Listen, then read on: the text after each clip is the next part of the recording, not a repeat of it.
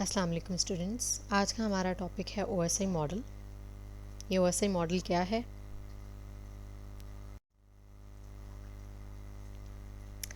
Nineteen 1947 में एक international standard organisation ने वर्ल्ड वाइड एग्रीमेंट के अंडर एक इंटरनेशनल स्टैंडर्ड मॉडल बनाया बेसिकली, जिसका नाम ओएसआई रखा गया। OSI means open system interconnection model. इस मॉडल को बनाने का पर्पस क्या था? बेसिकली आईएसओ एक ऐसा स्टैंडर्ड चाहती थी जो कि नेटवर्क कम्युनिकेशन के ऑल एस्पेक्ट्स को कवर करे। अब ऑल एस्पेक्ट्स को कवर करने का क्या मतलब है और इस मॉडल का नाम ओपन सिस्टम क्यों रखा गया? बेसिकली ओपन सिस्टम इसको इसलिए कहा गया, इसलिए इसका नाम रखा गया क्योंकि ये एक ऐसा मॉडल है जो कि दो डिफरेंट सिस्टम्स के दरमियान भी कम्युनिकेशन प्रोवाइड करता है, रिगार्डलेस कि उनके अंडरलाइंग नेटवर्क कैसे हैं, अंडरलाइंग नेटवर्क के अंदर कैसा हार्डवेयर और कैसा सॉफ्टवेयर यूज़ हो रहा है। अगर किसी एक कम्युनिकेटर के पास जो हार्डवेयर है और वो किसी सारे का सारा हार्डवेयर जो डिवाइसेस हैं वो किसी एक वेंडर की हैं, लाइक डेल की हैं, और किसी दूसरे कम्युनिकेटर के पास सारी की सारी हार्डवेयर डिवाइसेस किसी दूसरे वेंडर की लाइक एचपी की हैं, और कोई एक कम्युनिकेटर जो है फर्स्ट कम्युनिकेटर माइक्रोसॉफ्ट के सॉफ्टवेयर यूज़ कर रहा है और दूसरा वेंडर एप्पल मैकिन्टॉश के सॉफ्टवेयर यूज़ कर रहा है, बट स्टिल अगर उनके दरमियान कम्युनिकेशन पॉसिबल है तो ये सिर्फ इसी ओपन सिस्टम इंटरकनेक्शन मॉडल की वजह से ही है। बेसिकली इसको बनाने का मकसद भी ये था कि ओपन कम्युनिकेशन की जाए between different systems without requiring कि उनके अंडरलिंग हार्डवेयर एंड सॉफ्टवेयर के अंदर चेंज किया जाए। और ऐसे मॉडल की अगर हम बात करें तो वो एक प्रोटोकॉल नहीं है, बल्कि वो एक पूरा मॉडल है। ऐसा मॉडल जो कि नेटवर्क आर्किटेक्चर को अंडरस्टैंड करने और डिज़ाइन करने के लिए यूज़ होता है, और ऐसा मॉडल है जो कि फ्लेक्सिबल है, रॉबस्ट है और इंटरऑपरेबल है, यानी इजीली हम उसको किसी भी नेटवर्क के अंदर इम्प्लीमेंट कर सकते हैं। वो फास्ट काम करता है और मल्टीपल डिफरेंट नेटवर्क्स के दरमियान इंटरऑपरेबिलिटी प्रोवाइड करता है।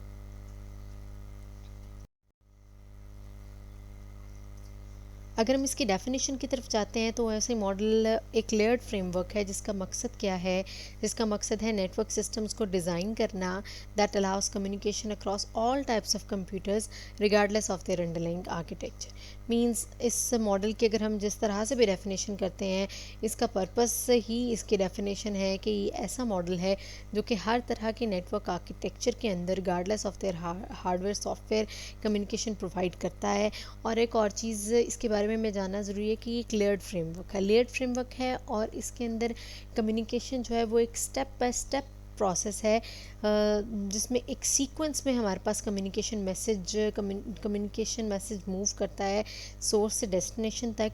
ठीक है, और उसके लिए बेसिकली इस पूरे के पूरे मॉडल की मल्टीपल जो ऑपरेशंस हैं, मल्टीपल उसकी जो फंक्शनैलिटीज़ हैं, उसे डिवाइड किया गया है among multiple layers of that model. और हर लेयर की अपनी एक खास रिस्पॉन्सिबिलिटी है और हर लेयर दूसरी लेयर के साथ कनेक्टेड है। 1 to 7 लेयर्स हैं जिसमें physical, data link, network, transport, session, presentation and application layers आती हैं। अब हर लेयर के ऊपर डेटा जो है वो डिफरेंट शेप में मूव कर रहा होता है। लाइक फिजिकल लेयर पे डेटा बिट्स की फॉर्म में होता है, डेटा लिंक पे वो फ्रेम्स बनते हैं, देन फ्रेम्स से पैकेट्स, पैकेट से सेगमेंट्स, देन जो है डेटा के ऊपर डायलॉग यूनिट्स बनते हैं, देन रॉ डेटा, और फिर टेक्स्ट एंड नंबर्स की फॉर्म में एप्लीकेशन लेयर पे डेटा मौजूद होता है। अब ये हर लेयर पे डाटा की रिप्रेजेंटेशन किस तरह से डिफरेंट है और क्यों डिफरेंट है, इन लेयर्स को जब हम डिटेल में जानेंगे तो हमें पता चलेगा। और साथ ही साथ इन लेयर्स के ऊपर इन इन लेयर्स ने किस तरह से आपस में मिल के काम करना है, कैसे कम्युनिकेशन के प्रोसेस को कंप्लीट करना है, उस पर बात करते हैं।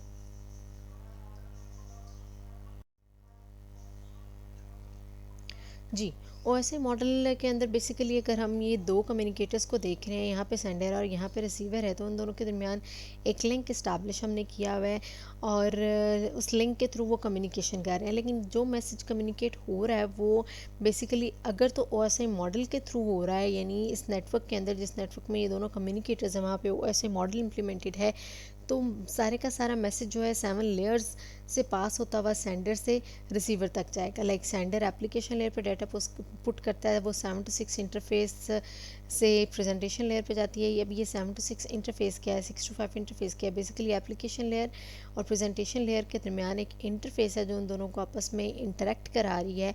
एप्लीकेशन लेयर को अपना डाटा जब प्रेजेंटेशन लेयर के पास लेके जाना है या प्रेजेंटेशन लेयर को एप्लीकेशन लेयर के पास लेकर आना है, तो इन दोनों के दरमियान जो इंटरफेस है दैट इज़ बेसिकली 7-6 इंटरफेस।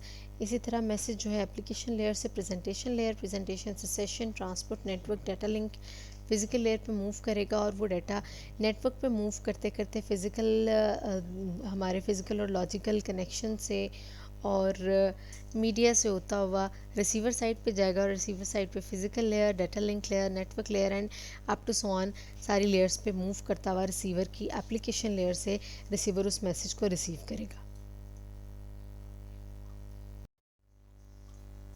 जी, अगर कम्युनिकेशन में ए और बी दो कम्युनिकेटर्स हैं, ए सेंडर है, बी रिसीवर है, या बी सेंडर है, ए रिसीवर है, तो इन दोनों के दरमियान मैसेज जो कम्युनिकेट हो रहा होता है वो डायरेक्ट ए से बी मूव नहीं करता। बेसिकली वो मैसेज इन दोनों के दरमियान बहुत सी इंटरमीडिएट नोड्स से गुजरता है। ठीक है, इंटरमीडिएट नोड्स बेसिकली वो पॉइंट्स हैं जहाँ से गुजर के मैसेज ए से बी तक यानी अपनी फाइनल डेस्टिनेशन तक पहुँचता है। और अगर हम बात करें कि इस मैसेज की ट्रैवलिंग में ओएसए मॉडल की कौन सी लेयर्स इन्वॉल्व होती हैं, तो सिर्फ और सिर्फ फर्स्ट 3 लेयर्स जो हैं वो मैसेज को सोर्स से डेस्टिनेशन तक पहुंचाने में यानी एक एंड से दूसरे एंड पे पहुंचाने में काम करती हैं। बाकी लेयर्स पर क्या करती हैं, बाकी हर लेयर का अपना अपना काम है। क्या काम है उसके बारे में हम अभी जानते हैं डिटेल्स में।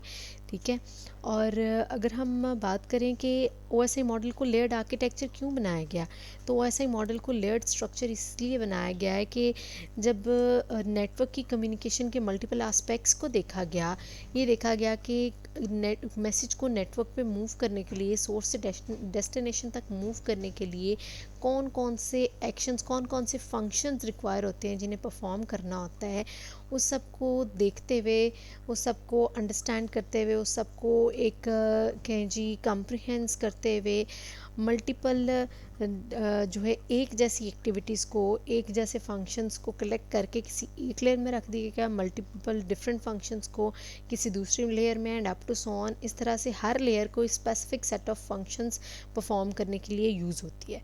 ठीक है, और ओएसआई मॉडल बिल्कुल एक ट्रांसपेरेंट सिस्टम की तरह इनकम्पैटिबल सिस्टम्स के दरमियान भी ट्रांसपेरेंट नेटवर्क, ट्रांसपेरेंट मॉडल की तरह इनकम्पैटिबल सिस्टम्स के दरमियान भी कम्युनिकेशन प्रोवाइड कर रहा है, इसके अपने इस लेयर्ड आर्किटेक्चर की वजह से और इसके हर लेयर के एक डिस्टिंक्ट फंक्शन की वजह से, जिसका पर्पस है कम्युनिकेशन को सक्सेसफुली कंप्लीट करवाना।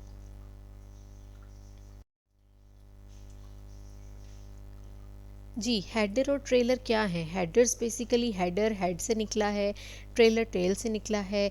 Header is something that is attached before or at the start of the message and trailer is something that is attached at the end of the message. Basically जब message move करता है sender से receiver तक, तो message multiple layers से move कर रहा होता है, मल्टीपल लेयर से लेयर टू लेयर मूव करता है। ठीक है, जैसे जैसे मैसेज लोअर लेयर से हायर लेयर की तरफ जाता जाता है, तो मैसेज के साथ कुछ specific information, extra information attach की जाती है, और वो एक्स्ट्रा इन्फॉर्मेशन किस में रखी जाती है, हेडर या फिर ट्रेलर में।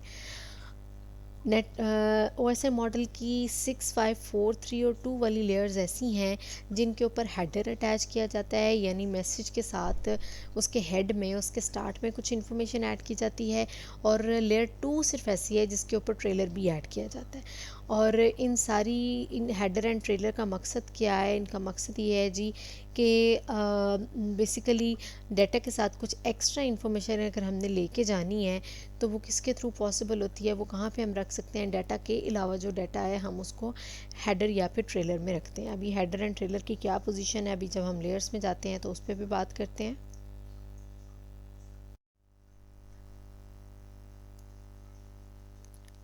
इंटरफेस क्या है? इंटरफेस बेसिकली कोई भी दो लेयर्स के दरमियान जो पॉइंट ऑफ इंटरेक्शन है वो इंटरफेस है, जैसे कि मैंने पहले भी आपको बताया, जिसमें हर लोअर लेयर के पास कुछ ऐसी सर्विसेज हैं जिनका मकसद क्या है, अबव लेयर को किसी एक स्पेसिफिक फॉर्मेट में इंफॉर्मेशन प्रोवाइड करना।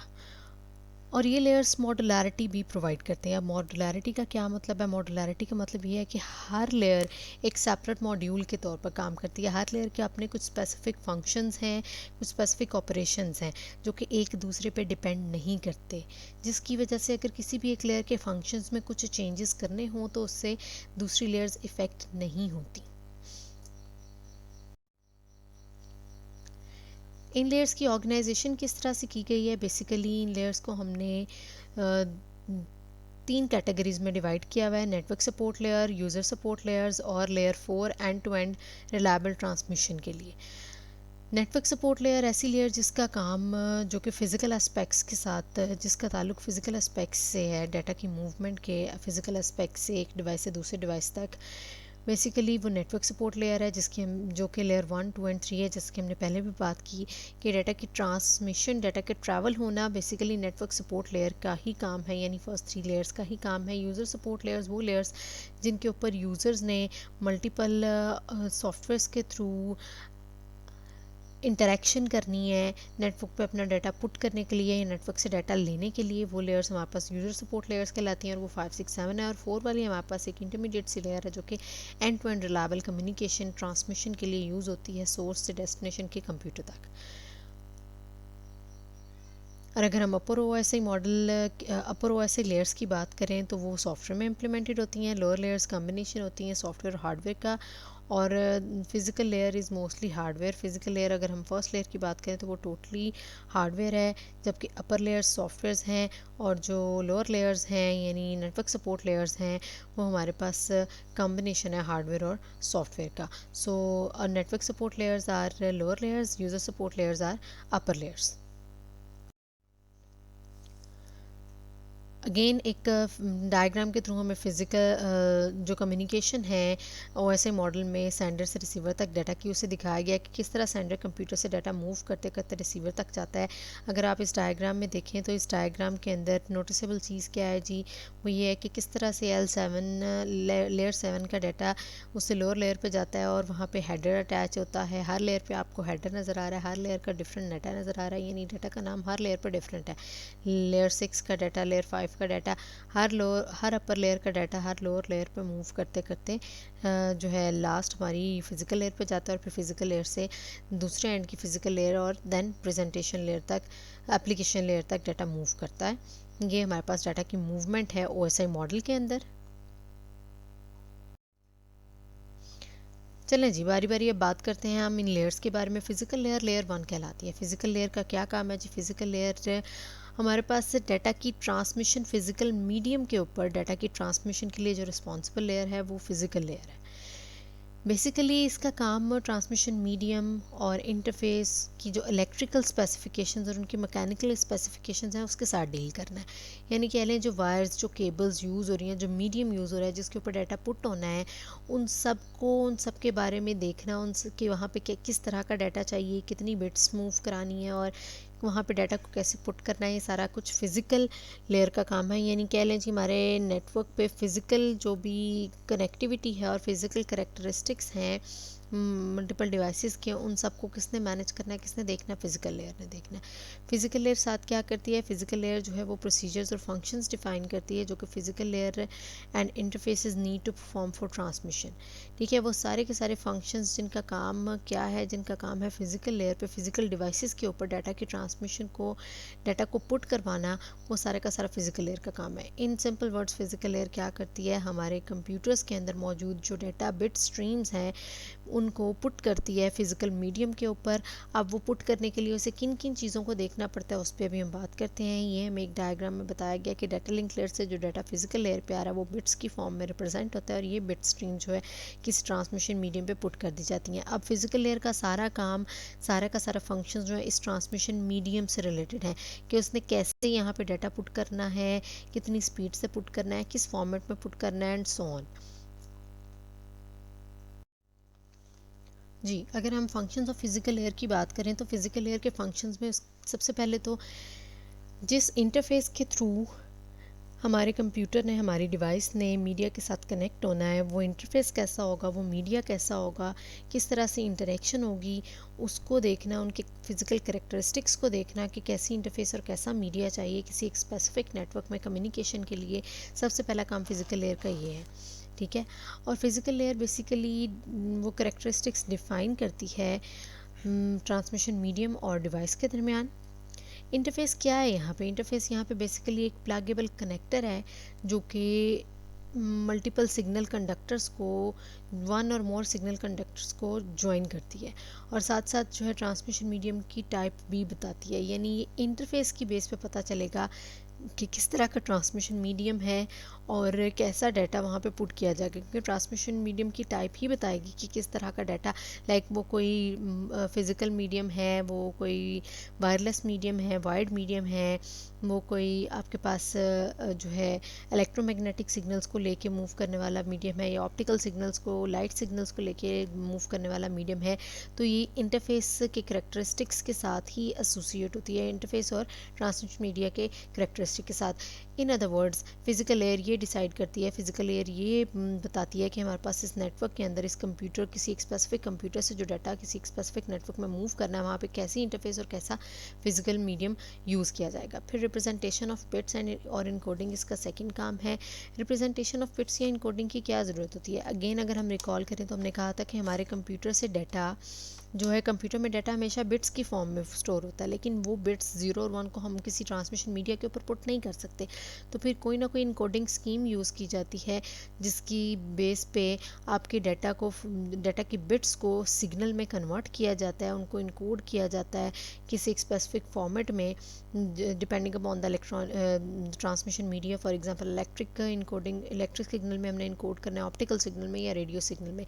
जैसा भी हमारा ट्रांसमिशन मीडिया होगा वो इलेक्ट्रिक सिग्नल को लेके जाएगा तो इनकोडिंग इलेक्ट्रिकल होगी, अगर वो ऑप्टिकल सिग्नल्स को लेके जाता होगा तो ऑप्टिकल सिग्नल्स बनेंगे, और अगर वो रेडियो वेव्स के साथ काम करता है तो रेडियो सिग्नल्स बनाए जाएंगे ताकि वो मैसेज उस मीडिया के ऊपर पुट किया जा सके। सो सबसे पहले उसने ये डिसाइड करना है कि कौन सा इंटरफेस, किस तरह का फिजिकल मीडियम यूज़ करना है, फिर जिस तरह का फिजिकल मीडियम होगा उस तरह की इनकोडिंग स्कीम यूज़ की जाएगी। डाटा रेट और ट्रांसमिशन रेट को सेट करना और डिसाइड करना भी फिजिकल लेयर का काम है। डाटा रेट बेसिकली क्या होता है कि एक सेकंड में कितनी बिट्स भेजनी है किसी एक ट्रांसमिशन मीडिया के ऊपर। तो फिजिकल लेयर ही डिफाइन करती है कि बिट्स की क्या ड्यूरेशन होगी, मींस कितनी देर तक एक बिट या कुछ स्पेसिफिक नंबर ऑफ बिट्स आपके उस ट्रांसमिशन मीडिया के ऊपर मूव करेंगी, कब वो ट्रांसमिट हो जाएंगी, कब हमने नेक्स्ट बिट्स भेजनी है, यानी हर सेकंड पे कितनी कितनी बिट्स मूव करेंगी, ये डिसाइड करना भी फिजिकल लेयर का काम है। Then synchronization of bits, synchronization of bits is also a very important function that need to be performed for successful communication. Synchronization of bits basically क्या है? वही जो synchronization का concept था वही यहाँ पे concept use होगा कि अगर दो communicators आपस में communication कर रहे हैं, like कोई एक sender and receiver है, तो उनको एक दूसरे के साथ bits को synchronize करना है। synchronize करने का मतलब है कि sender and receiver अपना कोई clock set कर लेते हैं जिसमें वो ये decide करता है, sender अपनी अगर for example 2 bits भेजता है तो वो अपनी क्लॉक की 2 टिक्स परफॉर्म करता है। रिसीवर जब तक 2 टिक्स परफॉर्म नहीं कर लेता तब तक नेक्स्ट मैसेज की बिट्स को मूव नहीं किया जाता, ठीक है। यानी जैसे जैसे बिट्स सेंड होती जाएं वैसे वैसे बिट्स रिसीव होती जाएं, कहीं पे बिट्स बीच में ड्रॉप ना हो। इसको भी मेंटेन कौन करता है, मैनेज कौन करता है, ये भी फिजिकल लेयर का फंक्शन है कि वो ये भी ध्यान रखे कि कहीं बिट्स दरमियान से मिस तो नहीं हो रही। देन लाइन कॉन्फ़िगरेशन यानी कि लाइन कॉन्फ़िगरेशन के बारे में हम पढ़ चुके हैं। ये दो तरह की होती है, पॉइंट टू पॉइंट या फिर मल्टी पॉइंट। फिजिकल लेयर का ही काम है ये डिसाइड करना कि लाइन कॉन्फ़िगरेशन कैसी होगी, यानी जो कनेक्शन है मल्टीपल, जो कनेक्शन है डिवाइस का मीडियम के साथ, वो कनेक्शन किस तरह का होगा। लाइन कॉन्फ़िगरेशन यहाँ पे किसका कनेक्शन बता रही है? डिवाइस का मीडियम के साथ, यानी हमारे कंप्यूटर से हमने मीडियम तक, फिजिकल मीडियम तक, वायर तक, केबल तक, फिजिकल या फिर नॉन फिजिकल दोनों हो सकते हैं, ठीक है। तो मीडियम तक, ट्रांसमिशन मीडियम तक डिवाइस को कनेक्ट करने के लिए किस तरह का कनेक्शन होगा, पॉइंट टू पॉइंट होगा या फिर मल्टी पॉइंट यानी शेयर्ड होगा। देन नेटवर्क कैसी फिजिकल टोपोलॉजी नेटवर्क पर यूज़ की जाए सक्सेसफुल कम्युनिकेशन के लिए, वो नेटवर्क की रिक्वायरमेंट्स, डाटा की रिक्वायरमेंट, डाटा सेंडिंग की रिक्वायरमेंट, नेटवर्क की कैरेक्टरिस्टिक्स की बेस पे फिजिकल लेयर डिसाइड करती है कि कितना बड़ा है कितना छोटा नेटवर्क है और कैसे डाटा कम्युनिकेट हो रहा है, तो उसकी बेस पे कौन सी फिजिकल टोपोलॉजी यूज़ करनी है। देन ट्रांसमिशन मोड कौन सा होगा, यानी दो जो कम्युनिकेटर्स हैं, दो डिवाइसेस हैं जिनके दरमियान डाटा कम्युनिकेट होना है, वो सिंप्लेक्स यूज़ करेंगे, हाफ डुप्लेक्स या फिर फुल डुप्लेक्स। जी, डाटा लिंक लेयर के बारे में बात करते हैं। डाटा लिंक लेयर लेयर 2 है जो कि क्या करती है, जिसका काम है जी basically transform physical layer which is raw transmission facility to a reliable link. यानी कि जो फिज़िकल लेयर ने अभी रॉ डाटा बनाया जिसमें उसने डाटा के सिग्नल बनाए ट्रांसमिशन मीडिया के अकॉर्डिंग कि किस तरह का ट्रांसमिशन मीडिया, वहाँ पे लाइन कॉन्फ़िगरेशन डिसाइड करता है फिज़िकल लेयर, फिर ट्रांसमिशन का मोड क्या होगा, फिर डाटा कितनी बिट्स में जाएगा और उन बिट्स की सिंक्रोनाइजेशन कैसे करनी है, वो सारे काम फिज़िकल लेयर जब कर लेगी तो फिर उस फिज़िकल लेयर की जो रॉ ट्रांसमिशन है उसे रिलायबल लिंक तक लेके जाना, यानी उस डाटा को, वो जो सारा डाटा के ऊपर फिज़िकल लेवल पे जितना भी काम हो गया उसके बाद उसको आगे मूव करना, एक रिलायबल लिंक पे लेके जाना, किसका काम है, डाटा लिंक लेयर का काम। डाटा लिंक लेयर बेसिकली एक इम्पॉर्टेंट काम जो उसके लिए, जो उसकी जिम्मेदारी है, जिसके लिए वो रिस्पॉन्सिबल है, वो है जी node to node delivery. Data link layer हमेशा हमारे डाटा की नोड टू नोड डिलीवरी के लिए रिस्पॉन्सिबल होती है। ये क्या करती है, makes physical layer looks error free to the upper layer, और फिजिकल लेयर से आने वाले डाटा को इस तरह से ट्रांसफॉर्म करती है, इस तरह से उसके साथ एक्स्ट्रा इन्फॉर्मेशन अटैच करती है कि वो अपर लेयर के लिए एरर फ्री हो, यानी अपर लेयर पे उसको एक स्पेसिफिक शेप दे देती है डाटा को कि वो अपर लेयर पे एक्सेप्टेबल हो।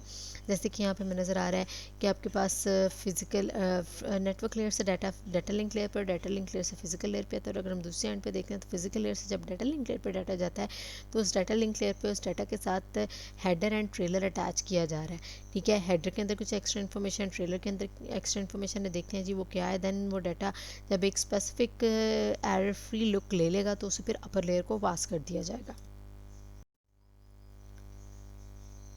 डाटा लिंक लेयर के अगर हम फंक्शंस की बात करें तो डाटा लिंक लेयर के फंक्शंस में हमारे पास आता है जी फ्रेमिंग। फ्रेमिंग इसका एक फंक्शन है। फ्रेमिंग के अंदर क्या किया जाता है, जिस तरह हमने कहा था कि हर लेयर पे डाटा की रिप्रेजेंटेशन मुख्तलिफ होती है, तो डाटा लिंक लेयर पे डाटा से फ्रेम बनते हैं। फ्रेम किस तरह से बनते हैं, वही जो स्ट्रीम ऑफ बिट्स जो है the data link layer divides the stream of bits from network layer into manageable data units called frames. जो डाटा उसके पास फिजिकल लेयर से आ रहा है या जो डाटा उसके पास नेटवर्क लेयर से आ रहा है, उस लेयर को, वो स्ट्रीम ऑफ बिट्स को एक स्पेसिफिक मैनेजेबल डाटा यूनिट्स में, यानी कुछ स्पेसिफिक बिट्स को इकट्ठा करके फ्रेम बना दिया जाता है और इस प्रोसेस को हम फ्रेमिंग कहते हैं। फ्रेमिंग के बाद जो नेक्स्ट काम है वो है फिजिकल एड्रेसिंग। फिजिकल एड्रेसिंग यानी कि जिन मशीन्स के दरमियान कम्युनिकेशन होनी है, जिस जिस नोड से डाटा ने मूव करना है, उनके फिजिकल एक्चुअल एड्रेसेस क्या हैं, उन एड्रेसेस को मैसेज के साथ अटैच किया जाता है। अच्छा, एड्रेसिंग की बात आई है तो यहाँ पे ज़रा एक चीज़ हम अपने माइंड में क्लियर कर लें कि एड्रेसिंग जो है हमारे पास नेटवर्क पे मैसेजेस के साथ कम्युनिकेशन करते हुए दो तरह की होती है। एक होती है फिजिकल एड्रेसिंग और एक होती है लॉजिकल एड्रेसिंग। तो उसकी बेस पे हमारे पास दो तरह के एड्रेसेस होते हैं, फिजिकल एड्रेसेस और लॉजिकल एड्रेसेस। फिजिकल एड्रेसेस ऐसे एड्रेसेस जो कि फिज़िकली मशीन के साथ जुड़े होते हैं। कह लें जी नेटवर्क में एक मशीन है और उसका नाम हमने रखा हुआ है ए, दूसरी मशीन का नाम हमने रखा हुआ है बी सी डी ई, लेकिन वो ए बी सी डी सिर्फ और सिर्फ उस नेटवर्क के अंदर ही पता है, उस फिज़िकल इन्वायरमेंट के अंदर ही वो एड्रेस यूज़ होता है या उस एड्रेस के थ्रू उन मशीन्स को रिकग्नाइज़ किया जाता है। तो वो एड्रेस क्या कहलाता है, वो लोकल एड्रेस कह लें जी, वो फिज़िकल एड्रेस होता है। लेकिन जब मैसेज या किसी एक मशीन से निकल के नेटवर्क पे जाना होता है तो वहाँ पे उनका फ़िज़िकल एड्रेस नहीं चाहिए होता, बल्कि उन मशीन्स का कोई लॉजिकल एड्रेस चाहिए होता है, और वो लॉजिकल एड्रेस ही उन्हें नेटवर्क के ऊपर उनको रिप्रेजेंट करवाता है या उनकी रिकग्निशन नेटवर्क के ऊपर उसी लॉजिकल एड्रेस के थ्रू होती है। बहरहाल जी, डाटा लिंक लेयर पे जो एड्रेसिंग की जाती है वो फिजिकल एड्रेसिंग होती है। फिजिकल एड्रेसिंग बेसिकली किस लिए होती है कि फ्रेम्स ने डिफरेंट सिस्टम्स के ऊपर मूव करना होता है नेटवर्क पे, तो डाटा लिंक लेयर उसके लिए फ्रेम के साथ एक हेडर अटैच करता है, और हेडर के अंदर वो क्या ऐड करता है, हेडर के अंदर फिजिकल एड्रेस सेंटर का ऐड करता है, सोर्स एड्रेस करता है और साथ ही साथ डेस्टिनेशन एड्रेस ऐड करता है। और अगर तो ये frame inside the network move नहीं करना बल्कि आउटसाइड द नेटवर्क जाना है, तो फिर रिसीवर एड्रेस आपके पास फाइनल डेस्टिनेशन का एड्रेस नहीं होगा, बल्कि ये उस डिवाइस का एड्रेस होगा जो कि एक नेटवर्क को दूसरे नेटवर्क से कनेक्ट करती है। कहने का मतलब है कि अगर तो हम किसी एक ही नेटवर्क के अंदर, फॉर एग्जांपल लैन 1 के अंदर, एक ही नेटवर्क के अंदर, एक समझ लें ऑफिस के अंदर कंप्यूटर्स के दरमियान कम्युनिकेशन कर रहे हैं, तो वहाँ पे जो फ्रेम बनेंगे उन कंप्यूटर्स के फिजिकल एक्चुअल एड्रेसेस ही वहाँ हेडर के अंदर अटैच किए जाएंगे। यानी कोई भी ए ने किसी भी एक्स के साथ कम्युनिकेशन करनी है, लेकिन अगर किसी ए ने किसी जी के साथ कम्युनिकेशन करनी है और जी उस लैन 1 के अंदर नहीं बल्कि किसी लैन 5 के अंदर है, तो फिर यहाँ पे डेस्टिनेशन एड्रेस फ्रेम के अंदर किसका ऐड किया जाएगा? जी का नहीं ऐड किया जाएगा, बल्कि उस पॉइंट का, उस डिवाइस का अटैच किया जाएगा जिसने मैसेज को नेटवर्क से बाहर लेके जाना है। और मैसेज को नेटवर्क से बाहर लेके पब्लिक नेटवर्क पे लेके जाने वाली डिवाइस मॉडेम भी हो सकती है। सो वहाँ पे हमारे पास फ्रेम के अंदर, हेडर के अंदर जो रिसीवर एड्रेस होगा वो उस मॉडेम का एड्रेस भी हो सकता है, जो कि उसको नेटवर्क से हमारे जो है हमारे डिवाइस से उस मैसेज को निकालता है और नेटवर्क के ऊपर उसे मूव करवाता है। तो रिसीवर एड्रेस वहाँ पे किसी डिवाइस का भी हो सकता है, एक्चुअल रिसीवर का नहीं होता। और जब हम नेटवर्क पे कम्युनिकेशन की बात करते हैं लैन से निकल के वैन वाइड एरिया नेटवर्क्स में, तो वहाँ पर हमारे पास कभी भी डिवाइसेस फिजिकली आपस में कनेक्टेड नहीं हो सकती। दैट इज़ वाई उनके फिजिकल एड्रेसेस उनकी कम्युनिकेशन के लिए यूज़ नहीं होते, बल्कि सिर्फ फिजिकल एड्रेसेस यूज़ नहीं होते बल्कि साथ साथ लॉजिकल एड्रेसेस भी यूज़ होते हैं। अच्छा, फिजिकल एड्रेस को हम मैक एड्रेस भी बोलते हैं और ये हमारे पास 48 बिट्स का एड्रेस होता है। ये लैन कार्ड का जो एड्रेस होता है, हमारे कंप्यूटर के अंदर जो लैन कार्ड लगा होता है उसका एड्रेस ही फिजिकल एड्रेस या फिर मैक एड्रेस कहलाता है। और ये टोटल हमारे पास एक्चुअल 64 बिट्स का होता है, जिसमें से 48 bits as a MAC address use की जाती हैं। तो हर कहने का मतलब है हर मशीन का अपना एक स्पेसिफिक फिजिकल एड्रेस होता है। जैसा लैन कार्ड उसके अंदर लगा होता है, जो लैन कार्ड बेसिकली उसके अंदर लगा होता है, उसका एड्रेस ही उस मशीन का फिजिकल एड्रेस होता है। क्या किसी मशीन का फिर फिजिकल एड्रेस चेंज हो सकता है कभी? हाँ जी, चेंज हो सकता है। और वो उस केस में चेंज हो सकता है जब हम उस मशीन का लैन कार्ड रिप्लेस करेंगे तो उसका फिजिकल एड्रेस भी चेंज हो जाएगा। फर्दर फंक्शंस की तरफ जाते हैं जो कि डाटा लिंक लेयर के फंक्शंस हैं। उसमें आता है जी फ्लो कंट्रोल, एरर कंट्रोल और access control. Data link layer के को डाटा के फ्लो को कंट्रोल करना भी डाटा लिंक लेयर का काम है। यानी कि रिसीवर जो है ओवरवेल्म ना हो जाए, यानी रिसीवर को मैसेज एक स्पेसिफिक स्पीड में प्रोवाइड करना है ताकि वो उनको अच्छे से बारी बारी रिसीव कर पाए। ये मैनेज करना भी डाटा लिंक लेयर का काम है। सिंक्रोनाइजेशन ऑफ बिट्स, और अगर फ्लो कंट्रोल को हम मैच करते हैं तो सिंक्रोनाइजेशन ऑफ बिट्स सिर्फ और सिर्फ बिट लेवल पे है, जबकि फ्लो कंट्रोल में हम पूरे मैसेज की फ्रेम की बात करें कि अगर आपके पास फ्रेम बाय फ्रेम मूव कर रहे हैं तो लाइक वन फ्रेम के बाद दूसरा फ्रेम तब भेजा जाए जब रिसीवर फ्रेम 1 रिसीव कर ले। इसे फ्लो कंट्रोल कहते हैं error control. Error control basically, error control के अंदर दो चीज़ें आती हैं, एरर करेक्शन या फिर आपके पास एरर कंट्रोल के साथ error detection and error correction, दो चीज़ें अटैच होती हैं। डाटा लिंक लेयर जो है हमारी फिजिकल लेयर पे physical layer data link layer adds reliability to the physical layer. कैसे रिलायबिलिटी फिजिकल लेयर पे ऐड करता है? By adding mechanism to detect and transmit and retransmit lost और डैमेज्ड मैसेजेस फ्रेम्स। तो जब डाटा लिंक लेयर के ऊपर network पे डाटा लिंक लेयर के थ्रू डाटा मूव कर रहा होता है, तो वहाँ पे अगर कोई मैसेज के फ्रेम के अंदर कहीं पे कोई वो मैसेज जो है बिट्स ड्रॉप हो गई हैं, कहीं पे कोई फ्रेम लॉस्ट हो गए हैं, तो उन फ्रेम्स को रीट्रांसमिट करना, डैमेज फ्रेम्स को, मैसेज को अपनी असल हालत में लेकर आना, मैसेज में आने वाले एरर को हैंडल करना बेसिकली एरर कंट्रोल कहलाता है। और यहाँ पे हम ना सिर्फ सिस्टम के अंदर एरर आने से बचाते हैं, बल्कि जो एरर आ जाता है उसे हम करेक्ट भी कर सकते हैं। और डुप्लीकेशन ऑफ फ्रेम्स भी अगर आती है तो उसको भी प्रिवेंट करना ही एरर कंट्रोल के अंडर आता है। एरर कंट्रोल बिट्स इसके लिए हम अटैच कर देते हैं कहाँ पर? ट्रेलर में डाटा लिंक लेयर पे बनने वाले फ्रेम्स के साथ। ठीक है, जो डाटा लिंक लेयर में जो फ्रेम्स बनते हैं, हमने कहा था सिर्फ ये लेयर 2 पे ही एक ट्रेलर ऐड किया जाता है। और इस ट्रेलर के अंदर क्या होता है? इस ट्रेलर के अंदर वो इन्फॉर्मेशन होती है जो ये बताती है कि मैसेज के अंदर एरर आया है या नहीं है। अगर एरर आया है तो उसे करेक्ट कैसे करना है, क्या रीट्रांसमिशन करनी है या फिर डिस्कार्ड करना है मैसेजेस को, कहीं मैसेज के फ्रेम्स डुप्लीकेट तो नहीं हुए। ये सारी इन्फॉर्मेशन, इस सब को चेक करने के लिए जो इन्फॉर्मेशन है वो ट्रेलर के अंदर ऐड की जाती है। फिर एक्सेस कंट्रोल भी डाटा लिंक लेयर का एक फंक्शन है। एक्सेस कंट्रोल के अंदर क्या मैनेज किया जाता है कि अगर दो या ज़्यादा डिवाइसेस किसी एक सिंगल लिंक के साथ कनेक्टेड हैं तो इसका मतलब है वो सिंगल लिंक की कैपेसिटी को दोनों यूज़ करना चाहेंगी, लेकिन किस दोनों डिवाइसेस में से किस डिवाइस को पहले यूज़ करना है, एक्सेस करना है उस लिंक को, और किसको उसके बाद एक्सेस करना है, उसको कौन मैनेज करता है। उसको मैनेज करने के लिए भी हमारे पास डाटा लिंक लेयर रिस्पॉन्सिबल होती है कि किसी एक सिंगल लिंक पे जिस पे दो डिवाइसेस कनेक्टेड है। अब ये सिंगल लिंक क्या है, फॉर एग्जांपल हम कह रहे हैं किसी एक नोड से निकल के मैसेज दूसरी नोड पे जाता है, दूसरी से तीसरी नोड पे जाता है, तो नोड्स के दरमियान जो इंटरफेस है, उस जो लिंक है, उस लिंक को अगर एक मल्टीपल डिवाइसेस यूज़ कर रही हैं, यानी एक ने डाटा सेंड करना है वहाँ पे, एक ने पुट करना है, एक ने रिसीव करना है, ये वाइस वर्सा, तो उसमें से किसको उस लिंक को एक्सेस करने की फैसिलिटी होगी किसी एक स्पेसिफिक टाइम पे, ये कौन डिसाइड करता है, ये भी डाटा लिंक लेयर का ही काम है। हाँ जी, यहाँ पे एक एग्जांपल दी गई है। एग्जांपल को फिगर के साथ हम देखते हैं। यहाँ पर हमारे पास दो डिवाइसेस हैं 10 और 87, ठीक है, ये इनके फिज़िकल एड्रेसेस हैं। अब अगर ये दोनों आपस में कम्युनिकेशन करना चाहते हैं तो इनके लिए फ्रेम जो बनेगा, मैसेज का फ्रेम, वो किस तरह से बनेगा।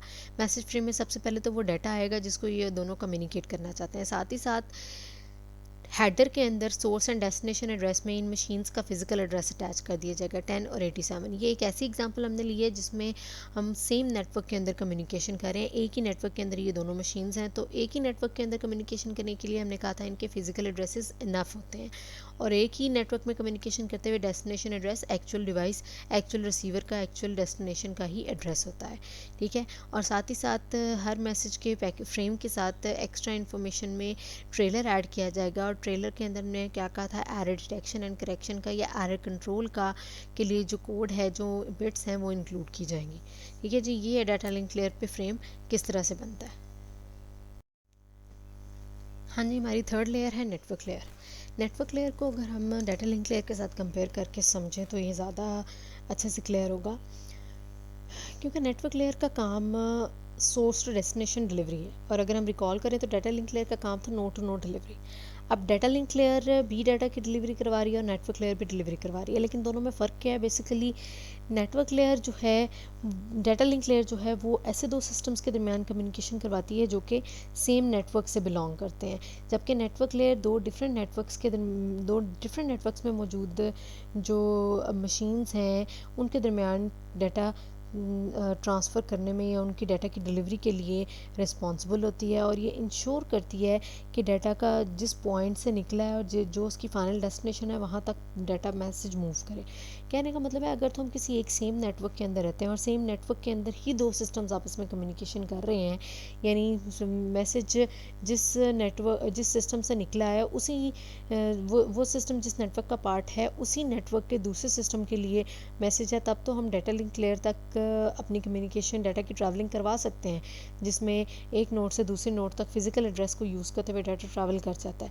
जबकि जब हमें दो डिफरेंट नेटवर्क्स के दरमियान, यानी एक नेटवर्क से निकल के मैसेज दूसरे नेटवर्क पे लेकर जाना होता है, तो वहाँ पर जो हम यूज़ करते हैं लेयर, वो हमारे पास नेटवर्क लेयर होती है, जो कि डाटा को फ्रेम से फिर अब पैकेट में कन्वर्ट करती है, और वो पैकेट जो है हमारे पास उससे डेस्टिनेशन तक मूव करता है। अगेन हम इनका एक कंपैरिजन देखते हैं कि अगर दो सिस्टम्स जो हैं सेम नेटवर्क से कनेक्टेड हैं तो फिर नेटवर्क लेयर की कोई भी ज़रूरत नहीं है और नोड टू नोड डिलीवरी के थ्रू मैसेज ट्रैवल हो जाएगा। लेकिन अगर जो है दो सिस्टम्स जो आपस में कम्युनिकेट करना चाह रहे हैं वो दो डिफरेंट नेटवर्क्स हैं, तो फिर हमें सोर्स डेस्टिनेशन डिलीवरी की ज़रूरत है, जिसके अंदर नेटवर्क लेयर यूज़ होगी, और वो सोर्स यानी जो सेंडर है वहाँ उस मशीन से डेस्टिनेशन की मशीन तक मैसेज को लेके जाएगी। अच्छा, अब क्वेश्चन ये आता है, हमने कहा कि अगर दो मशीन्स एक ही नेटवर्क में है तो तब तो हमारे पास node to node delivery responsible है, इनफ है, सॉरी। तो अगर हमारे पास दो डिफरेंट नेटवर्क से रिलेट कर रहे हैं दो सिस्टम्स, तो वहाँ पे हमारे पास node to node delivery enough नहीं है, बल्कि हमें सोर्स डेस्टिनेशन डिलीवरी करवानी है। तो क्या जब हम नेटवर्क लेयर की बात करेंगे, यानी सोर्स डेस्टिनेशन डिलीवरी की बात करेंगे, तो क्या वहाँ पे node to node delivery involve नहीं होगी? ऐसा नहीं है, बल्कि नोड टू नोड डिलीवरी भी इन्वॉल्व होगी, क्योंकि अगर आप देखें तो ये सारी लेयर्स एक दूसरे के साथ रिलेटेड हैं। हर लोअर लेयर को डाटा प्रोवाइड कर रही है। तो अगर और हर लोअर लेयर हर अपर लेयर को डाटा प्रोवाइड कर रही है। तो अगर हम बात करें कि मैसेज जो है फिजिकल लेयर से डाटा लिंक लेयर पे आया है, उसके फ्रेम्स बने हैं और वो फ्रेम लेट्स से हम कहते हैं जो मैसेज बना है, मैसेज का फ्रेम बना है, उसकी डेस्टिनेशन लोकल नेटवर्क में नहीं है बल्कि डिफरेंट नेटवर्क में है। तो वो मैसेज के अंदर सबसे पहले फिजिकल एड्रेस ही ऐड होगा, फ्रेम ही बनेगा उस मैसेज का, जिसके अंदर फिजिकल एड्रेसेस उन दो नोड्स के होंगे, जिसमें से एक सेंडर मशीन होगी और दूसरी वो नोड होगी जिसके थ्रू मैसेज नेटवर्क से बाहर जाना है। ठीक है, और फिर फाइनल डेस्टिनेशन तक पहुंचते हुए दरमियान में जितने भी इंटरमीडिएट नोड्स होंगे उनका नोड टू नोड एड्रेस जो है वो फिजिकल एड्रेस यानी फ्रेम के अंदर ऐड किया जाएगा, और जो एक फाइनल मैसेज बनेगा यानी जो पैकेट बनेगा उस पैकेट के अंदर सोर्स और डेस्टिनेशन, फाइनल सोर्स और फाइनल डेस्टिनेशन का एड्रेस रखा जाएगा। अब नेक्स्ट देखते हैं हम ये नेटवर्क लेयर ये सोर्स टू डेस्टिनेशन डिलीवरी कैसे करवाती है, उसके लिए कौन कौन से फंक्शंस इससे परफॉर्म करने होते हैं। जी, नेटवर्क लेयर दो फंक्शंस परफॉर्म करती है ओएसआई मॉडल में।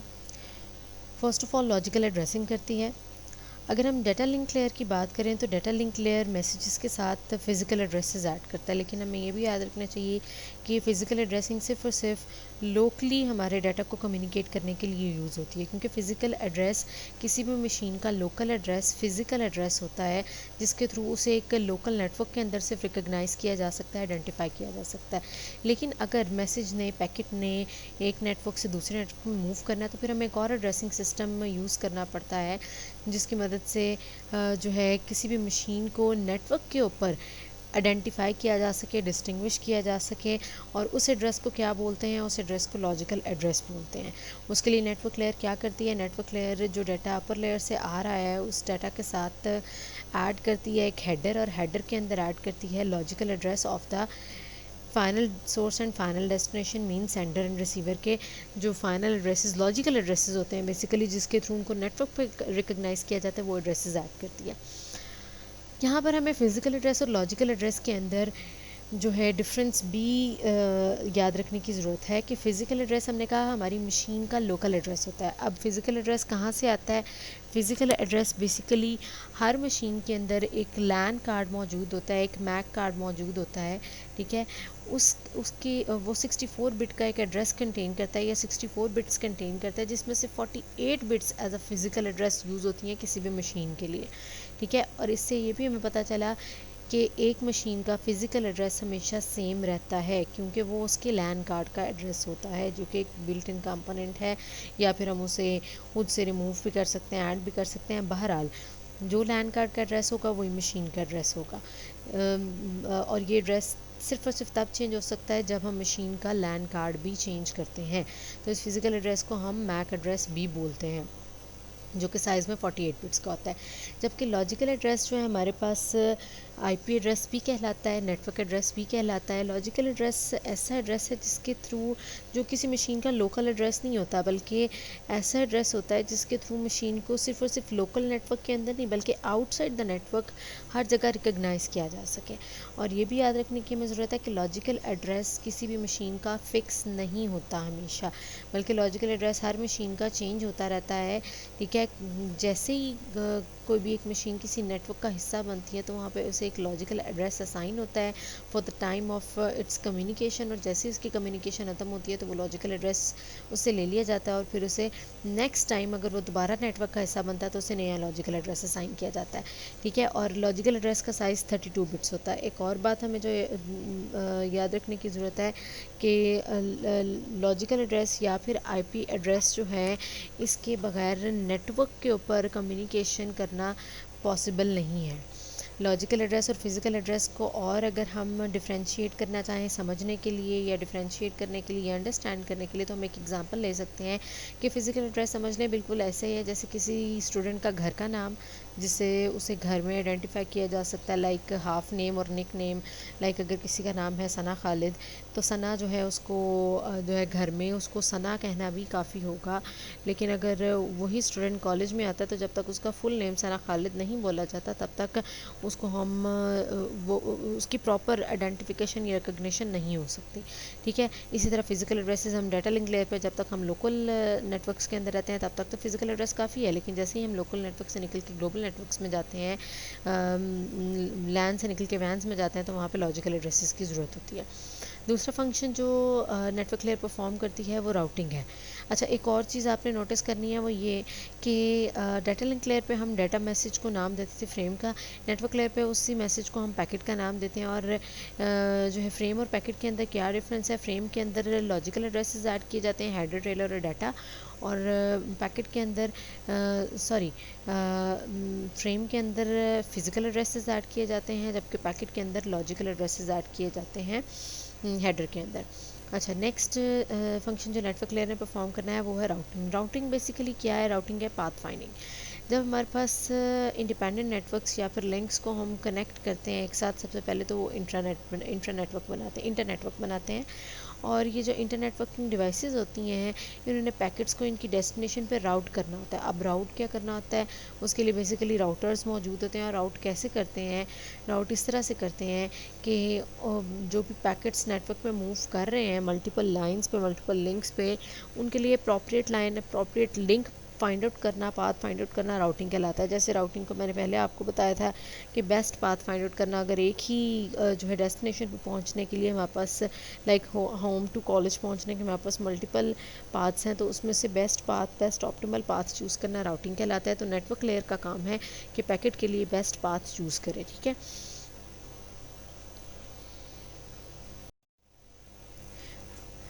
हाँ जी, जिस तरह हमने डाटा लिंक लेयर को समझने के लिए एक एग्जांपल ली थी, इसी तरह नेटवर्क लेयर के फंक्शंस को समझने के लिए, इसके काम को समझने के लिए हम एक एग्जांपल लेते हैं। इस एग्जांपल में हमारे पास दो डिवाइसेस ए और पी के दरमियान कम्युनिकेशन दिखाई गई है। ए किसी भी मशीन का लॉजिकल एड्रेस और उसी मशीन का फिजिकल एड्रेस 10 है। इसी तरह किसी दूसरे नेटवर्क में किसी एक मशीन का लॉजिकल एड्रेस पी जबकि उसका फिजिकल एड्रेस 95 है। और इन दोनों के दरमियान कम्युनिकेशन किस तरह से होगी, हमें ये याद रखना है कि अब ये दोनों किसी एक नेटवर्क का हिस्सा नहीं बल्कि दो डिफरेंट नेटवर्क्स का हिस्सा हैं। तो फिर ये किस तरह से मूव करेंगे और कैसे जो है सोर्स से डेस्टिनेशन तक डाटा जो है हमारे पास मूव करेगा, उसमें कैसे जो है फ्रेम और पैकेट्स डिफरेंट शेप लेंगे नेटवर्क लेयर और डाटा लिंक लेयर के ऊपर, उसे हम बारी बारी देखते हैं। ठीक है जी, इसको हम डायग्राम के थ्रू देखते हैं।